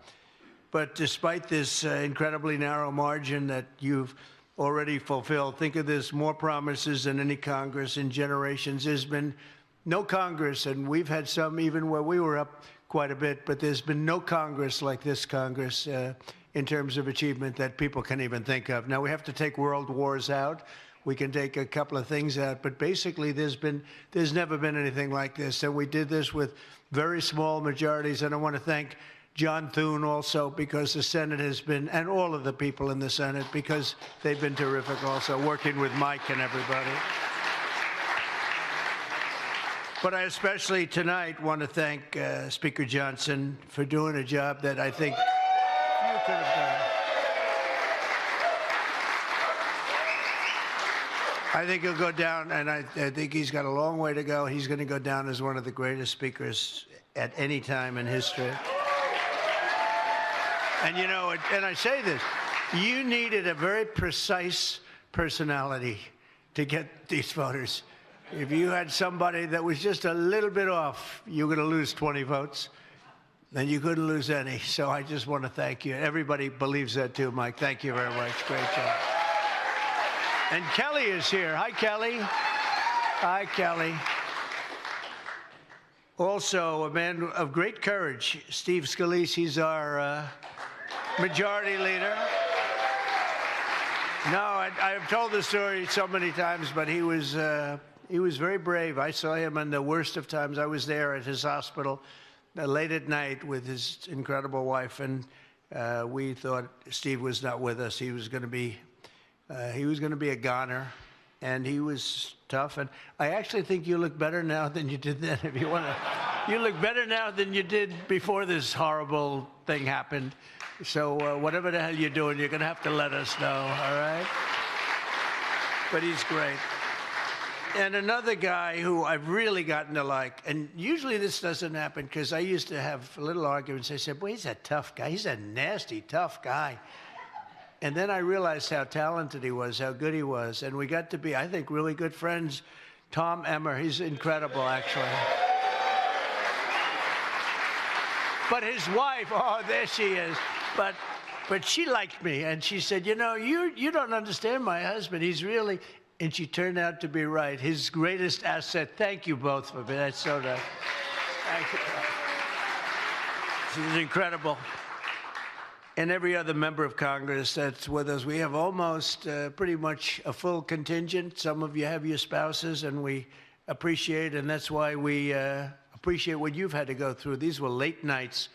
And a lot of them, too. We had a lot of them. We had, if we turned off the phones at 3:30 in the morning, we weren't working very hard. It was really something. So I just want to thank you all. And we also have Secretary Scott Bessent. Is Scott here someplace? I think so. Scott, thank you very much, Scott. And we just came in from the Oval Office where a few people got to watch the negotiation with Japan. It was interesting. Doug Burgum, I think, might be here someplace. Doug, hi, Doug. And I said to the Japanese trade representatives, and these were the top people, we concluded the one deal, Doug, and now we're going to conclude another one because they're forming a joint venture with us in Alaska, as you know, for the LNG. So I said, we'll all do that together with Chris. Is Chris here? I don't know. Chris, right? If you could set that up, Doug, it would be great. But they're all set to make that deal now, so I think it's good. This was really the one they had to make, and we're going to make a deal with Japan on the LNG in Alaska, right? Okay, thank you very much. And Howard Lutnick, who was terrific. He was terrific. Howard. He'll never go back into private industry again because he's seen numbers that are so big. This deal is, they say, the biggest deal ever made, biggest deal ever made. And we have Europe coming in tomorrow and the next day. We have some other ones coming in. We're doing things that have never been done in this country before, and our country is becoming very rich again, and that's the way it should be. They're not taking advantage of us, and it's very good. But Howard will never go back into private. You know, he had a big company, but the biggest deal you've ever made is like a quarter of a line of the deal we just left, right? So it's a little tough. Scott Turner is here, who's terrific. Scott, thank you. Thank you very much. Thank you, Scott. Good job. Good job, Scott. Thank you very much. In fact, Scott, come here. Come here. I want to just, I'm going to have Scott say grace, give a little prayer, yes? I hope the television stays on. You know, they have a tendency to turn off, but I think that's good. What do you think, Brian? Yes? Come on, Scott. And nobody does it like this man. He's better at this than he is at housing, but he's good at housing. That's great, Scott. Thank you, man. How are you, sir? I'm good. Good. Thank you very much. Hi, everyone. Thank you, Mr. President. We're so grateful for you. Grateful for your sacrifice and for your heart for people, your heart for this country, your heart to do what's right no matter what. Thank you, Scott. And I'm so grateful that the Lord called us to be together for such a time as this. And so I really appreciate you. And I know I can speak for everyone out here that you are a tremendous leader. And we thank God for you. And we thank God for the First Lady and your family and everything that you've gone through for this country. And we're proud to stand with you. Thank you, Scott. Thank you. Thank you very much. Thank you very much. Okay, let's pray. Father in heaven, we thank you. We're so grateful that we have this time to stand in your presence. Father God, we are at the White House. Father God, the most powerful place in the land. And Father, we thank you that President Trump allows us to take this time and go before the throne of heaven and give you reverence. You are the King of Kings and the Lord of Lords, and Jesus, we thank you. We thank you that you love us so much. God, we thank you for this awesome privilege to serve the people of the United States of America. Father, the Bible says, blessed is the nation whose God is the Lord. And Father, we put you on your rightful place tonight on the thrones of our heart. And Father God, on the throne of this country. Father God, we humble ourselves before you tonight, and we thank you for your goodness, for your mercy, for your grace. Father, we pray for those precious people in Central Texas, Father God, that have lost loved ones, who have lost children, who have lost family members. Thank you, God, for those on the ground who are working hard to, Father God, to help those to be recovered and rescued and restored. And Father, we pray in the days ahead, it's going to get real dark, but Father, we know that you're a light in the midst of darkness. Lord, thank you for the people of Texas, that they are so resilient. And God, we thank you that you are so faithful in the midst of the storm. Now, Father, tonight we thank you for every congressional member, their staff, their families, their spouses. Lord, thank you for giving us favor to pass this one big, beautiful bill and what it does for the people of this great country, not just for now, but for the posterity of our nation. And Lord, tonight, may you be glorified in our time together. And Lord, I pray that you will bless our president. God, everything he puts his hands to, we pray you will bless it. Strengthen him. Father, give him wisdom like never before. Open his eyes to see like he's never seen, and his ears to hear your sweet, small voice in the midnight hour. Lord, let him know that it is well with his soul. In Jesus' name, amen.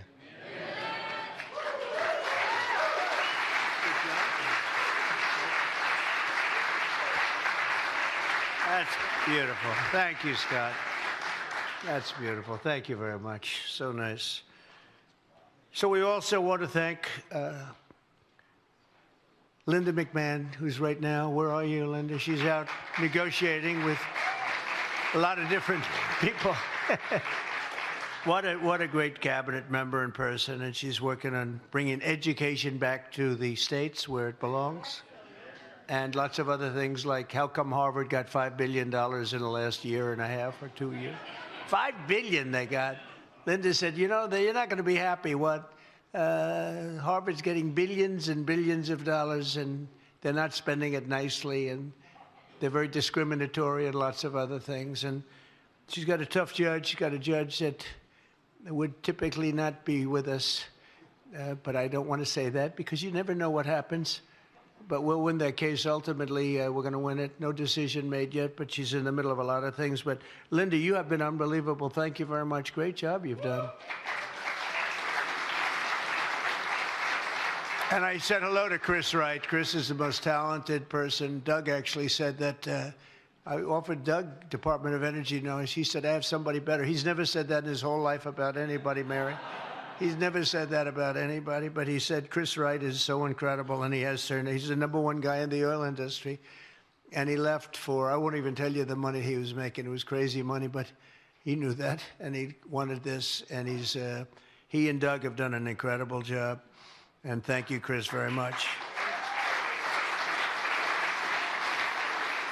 And Doug Collins, where's Doug Collins? Doug Collins, what a great guy he's been. What a great guy.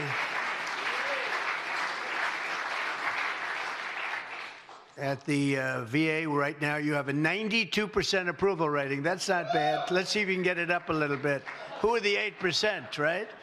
But he's working on it. He is working on it. He's incredible. What a job. Thank you, Doug. What a great job you're doing. Appreciate it. As well as EPA Administrator Lee Zeldin. Where's Lee? This guy. People don't know, he was a great lawyer, like top of the line, and then he became a congressman in a race that he had no chance to win. He won, and was a congressman like for 6 years or something, and was highly respected. And then he took a shot at running for governor of New York, even though people said it was almost impossible to even think about, and he almost won. He came so close, almost won. And I appointed him as the environmental czar. She's our environment czar. And what a job, secretary on the cabinet. He's got everything. And the job he's been doing is incredible because we have $16 trillion so far invested in our country. We've never had anything even close. And this is just really in the last 4 months, not 6 months.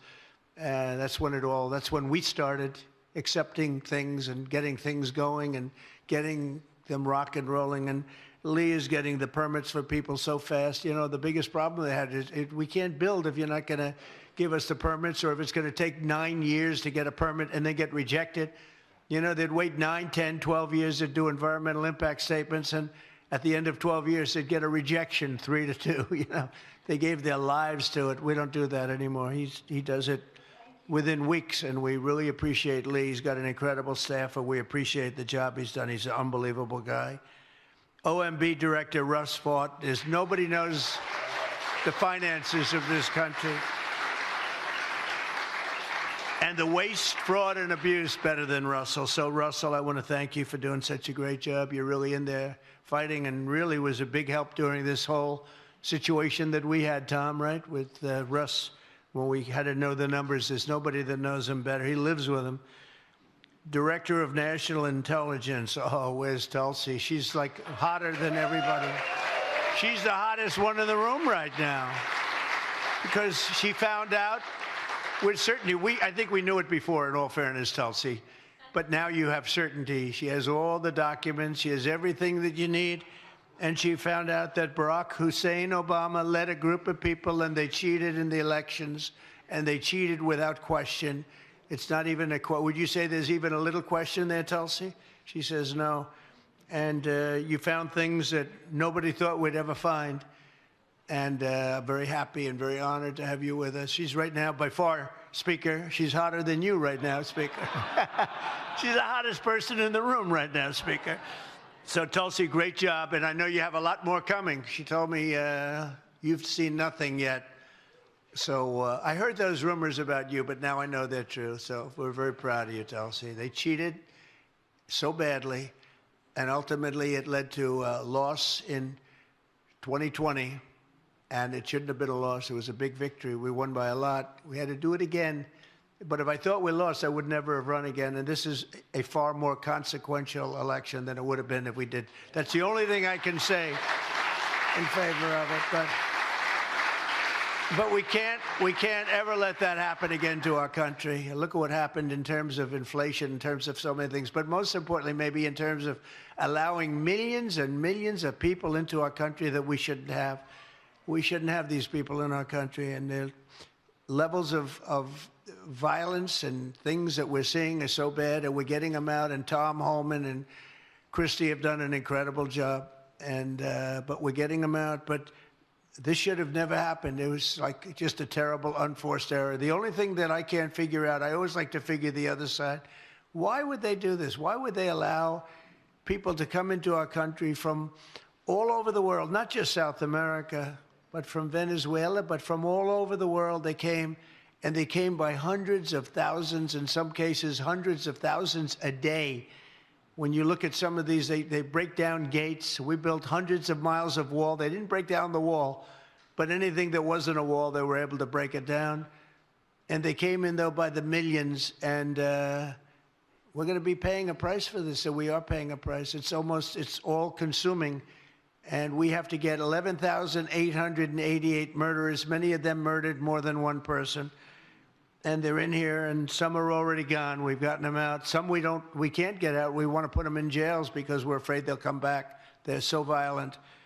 And they used to say, no, these are the illegal immigrants, they said, are very kind people. Remember that? They used to say they're kind, they don't commit crimes. No, they make our criminals look like extremely nice people. And we have to get them out, and it's a big job. But we're doing it, and step by step. And last month, as you know, in June, we had 0 people come through the border, right? 0 people come through the border. So we're doing a real job. But what we found out is so horrible, that Obama and a group of thugs cheated on the elections. They cheated violently, viciously on the elections. They're violent people. They're vicious, horrible. These are vicious, horrible people. And we can't let this happen. SBA Administrator Kelly Loeffler, a cabinet member, and a great person. Hi, Kelly. And she has done a job. You know, I always say small business. I used to say it with somebody else that happened to be, Linda, you happened to be there. I said, it's small business, but it's actually the biggest business there is, right? Probably there is. When you add it up, all those little small loans, you add them up, it's the biggest bank there is. But Kelly, you're doing a fantastic job. Thank you very much. Don't do a better job than Linda. That would be terrible. Linda had the job before you. She was so great. But don't beat her, because Linda would be very upset about that. Actually, she'd be happy. I think you'd be happy about it, right, Linda? That's the way Linda is. I want to also express our gratitude to all of the wonderful friends, and mostly spouses, but the wonderful friends that we have here. This is sort of just a great period of time for the country, and it's a great period of time for the Republican Party. I also want to wish Congresswoman, a truly beautiful woman, Mary Miller, and her husband, her handsome husband. This is like I'd like to use them on the front page of an advertisement for people that come to a hotel or something, but they're like I think they're a perfect couple. Mary Miller, I'd like to thank you and wish you a lot with your husband, Chris, and a very happy 45th wedding anniversary. Wow. It's a beautiful couple with beautiful children and grandchildren. Good. Keep it going. Keep it going. Mary's very respected too, Chris. You know that. She's doing a fantastic job. Beautiful woman. And happy birthday to Representative Robert Adderholt. Where is Robert? Robert, happy anniversary. Happy anniversary, Robert. Happy birthday. Happy birthday. So we have an anniversary, we have a birthday today. Anybody else having a birthday or anything? Robert, great job you're doing. Thank you very much. We appreciate it very much.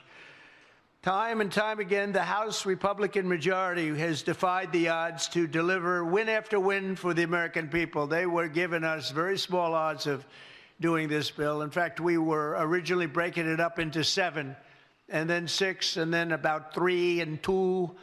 And then ultimately we said one, and I had it a little different name. I had one great, big, beautiful bill. But Steve said that's too much. That's a little too much. Let's take the word great out. But it is great. It was a little tougher to say, a little too long. But we took the word great out. But it is really one incredible situation that we passed.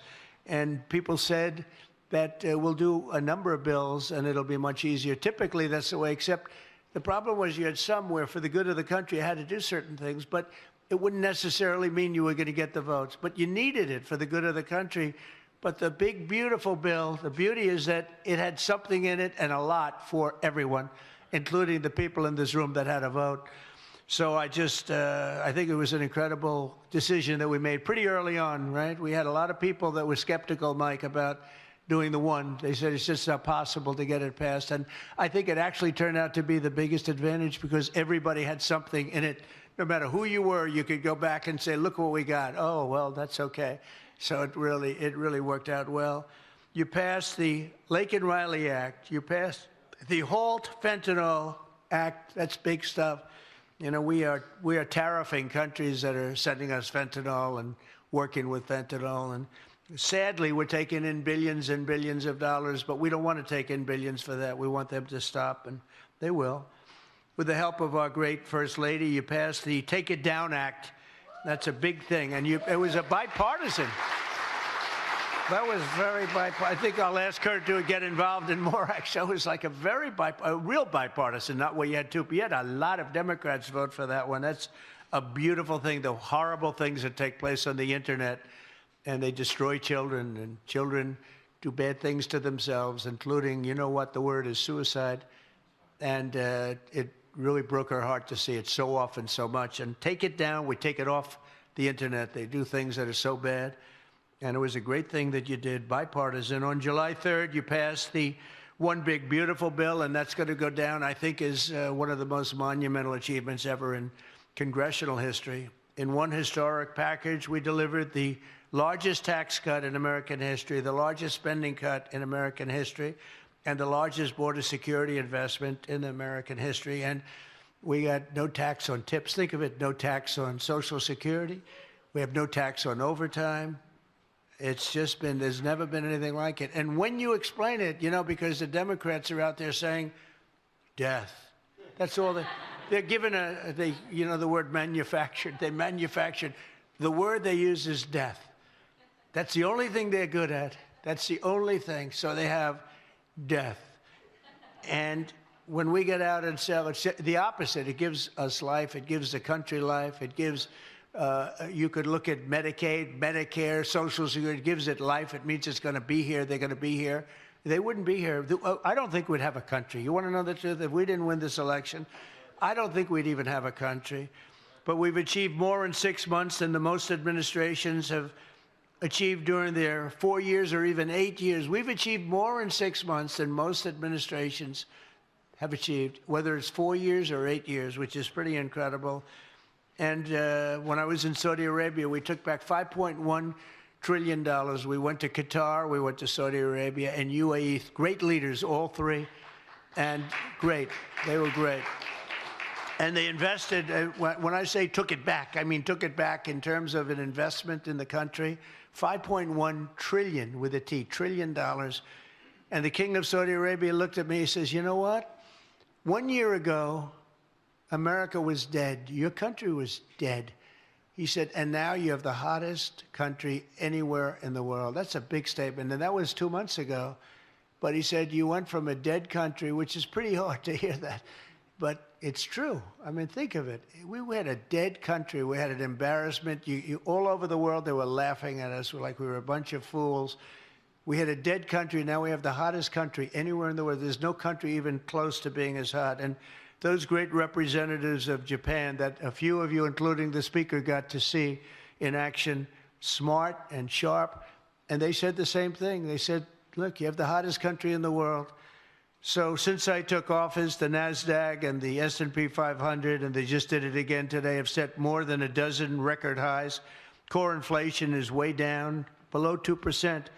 Think of that. And gas prices are the lowest they've been in many, many years. You know, it's interesting. I watch the Democrats, and they get on these shows.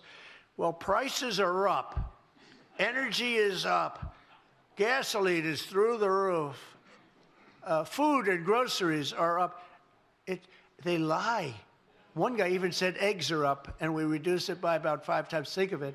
Eggs, because when I first got here, the first week, they hit me. The fake news back there, they hit me. First week, they're screaming at me, eggs are through the roof. What are you going to do? I said, this isn't my problem. This was, Biden did this, not Trump. But they were screaming at me. I said, just give me a chance. And I will say our Secretary of Agriculture, Brooke, did a great job. Brooke Rollins, she did a great job. She's here too. Thank you, Brooke. But think of what we've done. So prices are all down. I don't think there's any price other than we have a real terrible head of the Fed. And if he brought down interest, you know, in Europe, the European Union, they've lowered their interest rate now 11 times, and we haven't lowered ours at all. He's a stiff. He's a knucklehead. And I was very nice to him at the beginning because I know how to sell. And, you know, at a certain point, it didn't matter anymore because the guy is just not a smart person. Shouldn't have been there. And I blame myself in a way for that, but I blame Biden for extending. I was surprised that they extended him, but they did. I think they extended him because they knew how much I couldn't stand him. So they did it for that reason. But and he did lower the rate before the election 2 or 3 times. It's the only time he's really acted like that. But no, he's a bad job. And he's hurting people. He's hurting people that can't get houses because they don't have mortgages. And I don't know if he knows it or not. He's either evil or stupid, and either is really not acceptable. But he's not doing a good job. And but he's only going to be there for a short while. Not going to be there much longer. Our deregulation efforts are saving the typical family thousands and thousands of dollars. So remember, when you're campaigning, got to remember this. Prices are down, groceries are down, oil is down, energy is down, gasoline is, wow. We hit $1.99 a gallon today in 5 different states. And now in California, he keeps adding taxes, you know, when you go to $7, $8, but I mean, they just keep putting taxes on gasoline. It's crazy. I think you ought to take a look at that, Doug. It's ridiculous what he's doing out there. And he's really hurting people a lot. But we have, in free market, we have gasoline that's getting down to the low 2s, and in some cases even breaking that. I think you're going to end up breaking it if Doug does his job with Chris. You're going to be drill, baby, drill, right, Doug? That's Doug. He really took that theme to heart. He's going wild, actually. And we'll fill up the strategic reserves. You know, they use these are massive cavities in Earth that you wouldn't believe how big, and they took the oil out that we put in. We put in a lot at good prices, and they took it out before the election. And it didn't really amount to that much for cars. You know, it didn't last that long, actually, because that's as big as those cavities. We call them cavities, are caves. They're incredible salt. They're salt mines, and they have almost an unlimited capacity, but it is limited. And they were just about filled up to the top. And for the election, they started emptying it. It wasn't meant for that. It really meant for a military emergency. It wasn't meant to keep prices down so that somebody can win an election, but obviously that didn't work. And the blue-collar workers have already seen their largest real wage increase in 60 years, another thing you can say. But the biggest thing you can say, and I told Mike today, I said, Mike, there's one thing where I don't believe we can lose. So at the end of my first term, I was so proud of myself because I worked very hard. And pharmaceuticals, drug prices, went down for the first time in 28 years. Think of that. First time in 28 years they went down. You know what they went down? 1/4 of 1 point. Little much. The line was almost straight. It was like key. But it went down. First time in many years. 28, I think. And I was so proud I called a news conference to announce that drug prices have gone down for the first time in many years. And I thought it was great, but then I did something much better. And this is what you have to run on. I have a friend who has a serious weight problem. Serious. He's brilliant, but extremely heavy. I'm being nice. And he takes Ozempic, or as they call it, the fat drug. And he's a brilliant guy. He's rich, tough, highly neurotic. He's a mess. He's a total mess. But he is brilliant and rich. And he was in London, and he calls me like, President. He always used to call me Donnie. Now he calls me President. That's good. I like that better. He goes, President, what's going on? I just bought the Ozempic for $88. And in New York, I pay $1,300. Same factory, same company that makes it, same everything. $88 to $1,300. He said almost $1,300. And I explained to him that that's the way it's been for many, many years, where people actually go to Europe in order to buy drugs. When they come back, they'll load it up. In fact, sometimes they get arrested for having so much they think they're drug addicts. They just buy months of supply because it's sometimes 1/10, 1/8, 1/5, 1/2. It's a tremendous difference. And this is for the people in this room, because this is something that nobody else can do. We're going to get the drug prices down, not 30 or 40%, which would be great, not 50 or 60. No, we're going to get them down 1,000%, 600%, 500%, 1,500%, numbers that are not even thought to be achievable, because I've used a certain talent that I have and convinced the drug companies that you have no choice. The drug companies were selling drugs, same company, in Europe and other places, based on what Europe told them to sell them at. And they said, let America pick up the difference, and I wouldn't let it happen. I wouldn't let it happen. So I invoked what's called a favored nations provision, so that we will pay the same price as the lowest nation anywhere in the world. And drugs will come down, like from, as an example, $1,300 in the case I gave you. They'll come down from $1,300. Now, in the world, they'll go up a little bit. Not as much as you think, because the world is bigger than the United States in terms of population, as you probably know. But it will go up. And maybe it'll go up, instead of $88 or $90, it will go up to $110 or $120 or $140.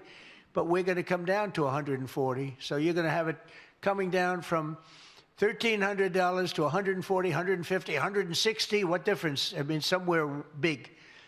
And it'll be, you know, serious. It'll be numbers that nobody can even imagine. That's going to have a huge impact on Medicaid, Medicare, even Social Security. It's going to have a huge impact on everything.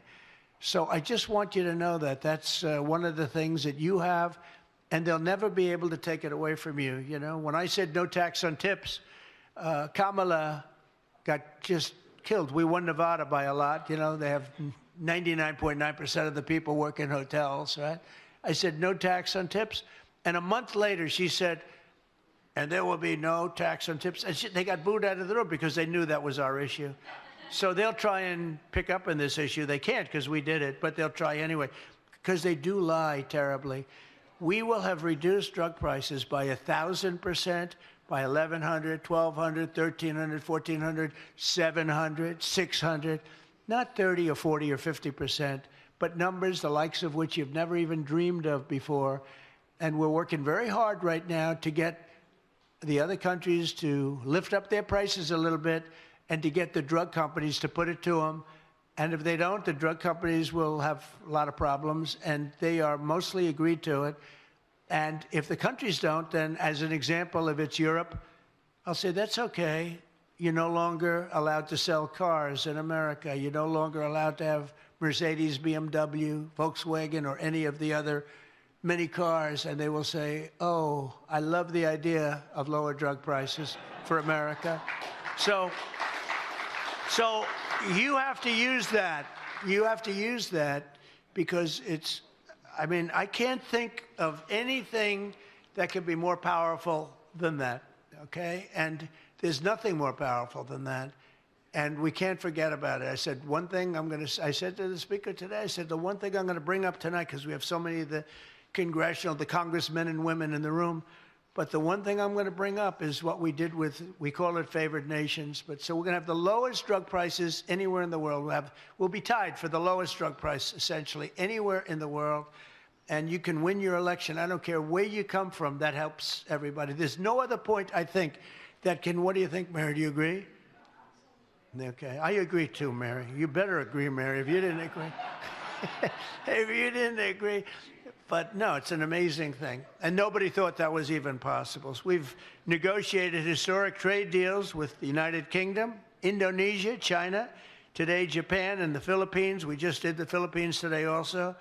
A good deal. We have stopped wars between India and Pakistan, the Democratic Republic of the Congo and Rwanda. That was going on for 30 years. And by the way, India-Pakistan was probably going to end up in a nuclear war if they kept. You know, they shot down 5 planes in the last attack, and it was back and forth, back and forth, back and forth. And I called them and I said, listen, no more trade. If you do this, you're not going to be good. But they're both powerful nuclear nations, and that would have happened, and who knows where that would have ended up. And I stopped it. Iran, you saw, we took out their entire capability of nuclear. Kosovo and Serbia, we stopped that.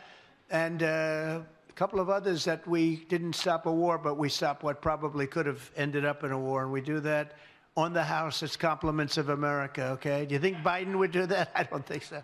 Do you think he ever heard of any of those countries? I don't think so. I was sitting there screaming back and forth with Japan, and somebody said, can you imagine Biden doing this? I don't think so. There would be no negotiation. We'd just be ripped off like we have been. We've been ripped off so many years by friend and foe. And you know what? The friend has been worse in many cases than the foe, but ripped off on trade and other things. And I'm very proud to tell you that with NATO, the European, if you look, the European countries essentially will be buying our equipment, paying 100% on the dollar, and then they're going to distribute it to where they're going to distribute it, which is going to be to Ukraine or whatever, but they're buying it, so we're not going to have the expense of giving away. Biden gave away $350 billion worth of equipment, or cash. Worse than equipment, cash. So we want to find out about that someday, I guess, right? But they were supposed to buy their own equipment, but I have a feeling they didn't spend every dollar on the equipment. But they are brave. Look, they're fighting a hard fight, and we're no longer going to do that. Our great companies, we make the best military equipment in the world, and our great companies are going to be selling now, and they'll be using it. So even those people that don't want to be in the war, and I'm one of them, but even those people are saying, wow, that's pretty good. That's pretty good. So they'll be able to defend themselves, and we will no longer be paying for it. And I think that's a very big thing. So we've achieved incredible things in a very short period of time.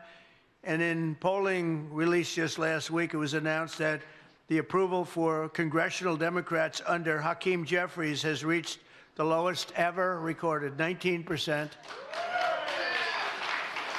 And Republicans are doing well. And I have the best numbers I've ever had. You know, it's amazing. I watch people on television. Well, what about Donald Trump's polling numbers? Yeah, they're the best numbers I've ever had. And with this made-up hoax that they're talking about, my numbers have gone up 4 and 5 points. They want to do anything to get us off the subject of making America great again, and we're not going to put up with it. And remember, don't let them forget, it's so important, Obama cheated on the election. Look, the camera just went off. Obama, the red light just went off. Can you believe these people, how bad they are? Obama cheated. When they give you all the nonsense, Obama cheated and his people cheated, but he was there. You ever hear this? They talk about, if they ever even mention it, they never mention his name. Just the opposite with me. But they only mention my name. They don't mention any of you guys. They don't mention Tom. They don't mention Steve. They don't mention our great speaker. They mention Trump all the time. I'd like to have them mention you. But remember this, Obama cheated on the election. And we have it cold, hard, blue, and it's getting even more so because the stuff that's coming in is not even believable. So, and you should mention that every time they give you a question that's not appropriate, just say, oh, by the way, Obama cheated on the election. You'll watch the camera turn off instantly. But I want to thank all of you again, once again. This is an incredible job. It's incredible people, really incredible people. And you know, it's very interesting. I got to know so many of you over the last 6 months, really. But so many of you, some I didn't know. But you have tremendous talent in the office. Some I spoke to too much. And I particularly like the ones I didn't have to speak to at all, Mary. I didn't have to call Mary. But in particular, but I like them all. Look, in the end, we got there. We got the vote of almost all. A couple of people that will never vote, no matter what. You know, they think it's so cool not to vote. They have no suggestions. They have no ideas. They have no nothing. They just want to vote no. I don't know why. They're not doing very well on the polls right now, by the way, I'll tell you right now. But I want to just, if I could for a second, because he really deserves it, is truly a spectacular person, spectacular man. I'd like to ask the Speaker, Mike Johnson, to come up and say a few words.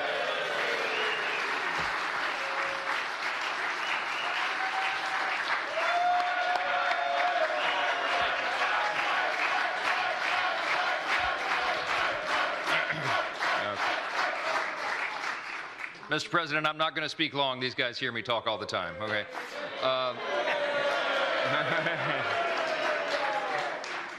I just want to say that we have been making history together, and we're making history because you are the visionary, bold, strong leader that America needed. The American people recognize that. They gave us a mandate, and we're delivering on it. The exciting thing about the Big Beautiful Bill is America First is no longer just an agenda. It is now the law of the land, my friends.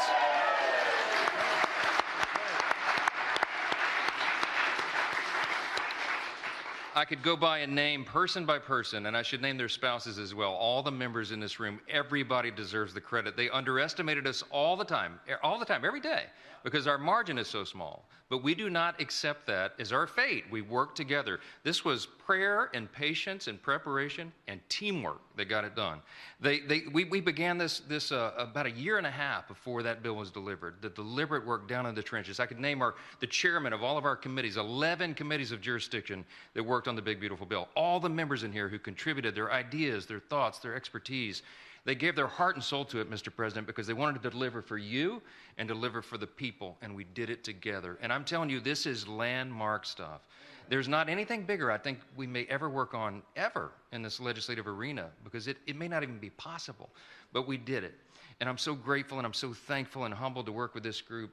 Mr. President, they are committed to the country as you are. You are the strong leader, the example for us. With your stamina, we know we can never sleep, okay? We've got much more to do to deliver for the people, and we're going to do it. We thank you for the opportunity. Thank you for the celebration. Everybody here deserves it. God bless. Well, thank you very much. This is a celebration in front of a lot of our good friends, and we've been celebrating in a certain way every night at about 4 in the morning when I had to call you and say, you gotta vote for us. The Speaker would call and say, please, please get him to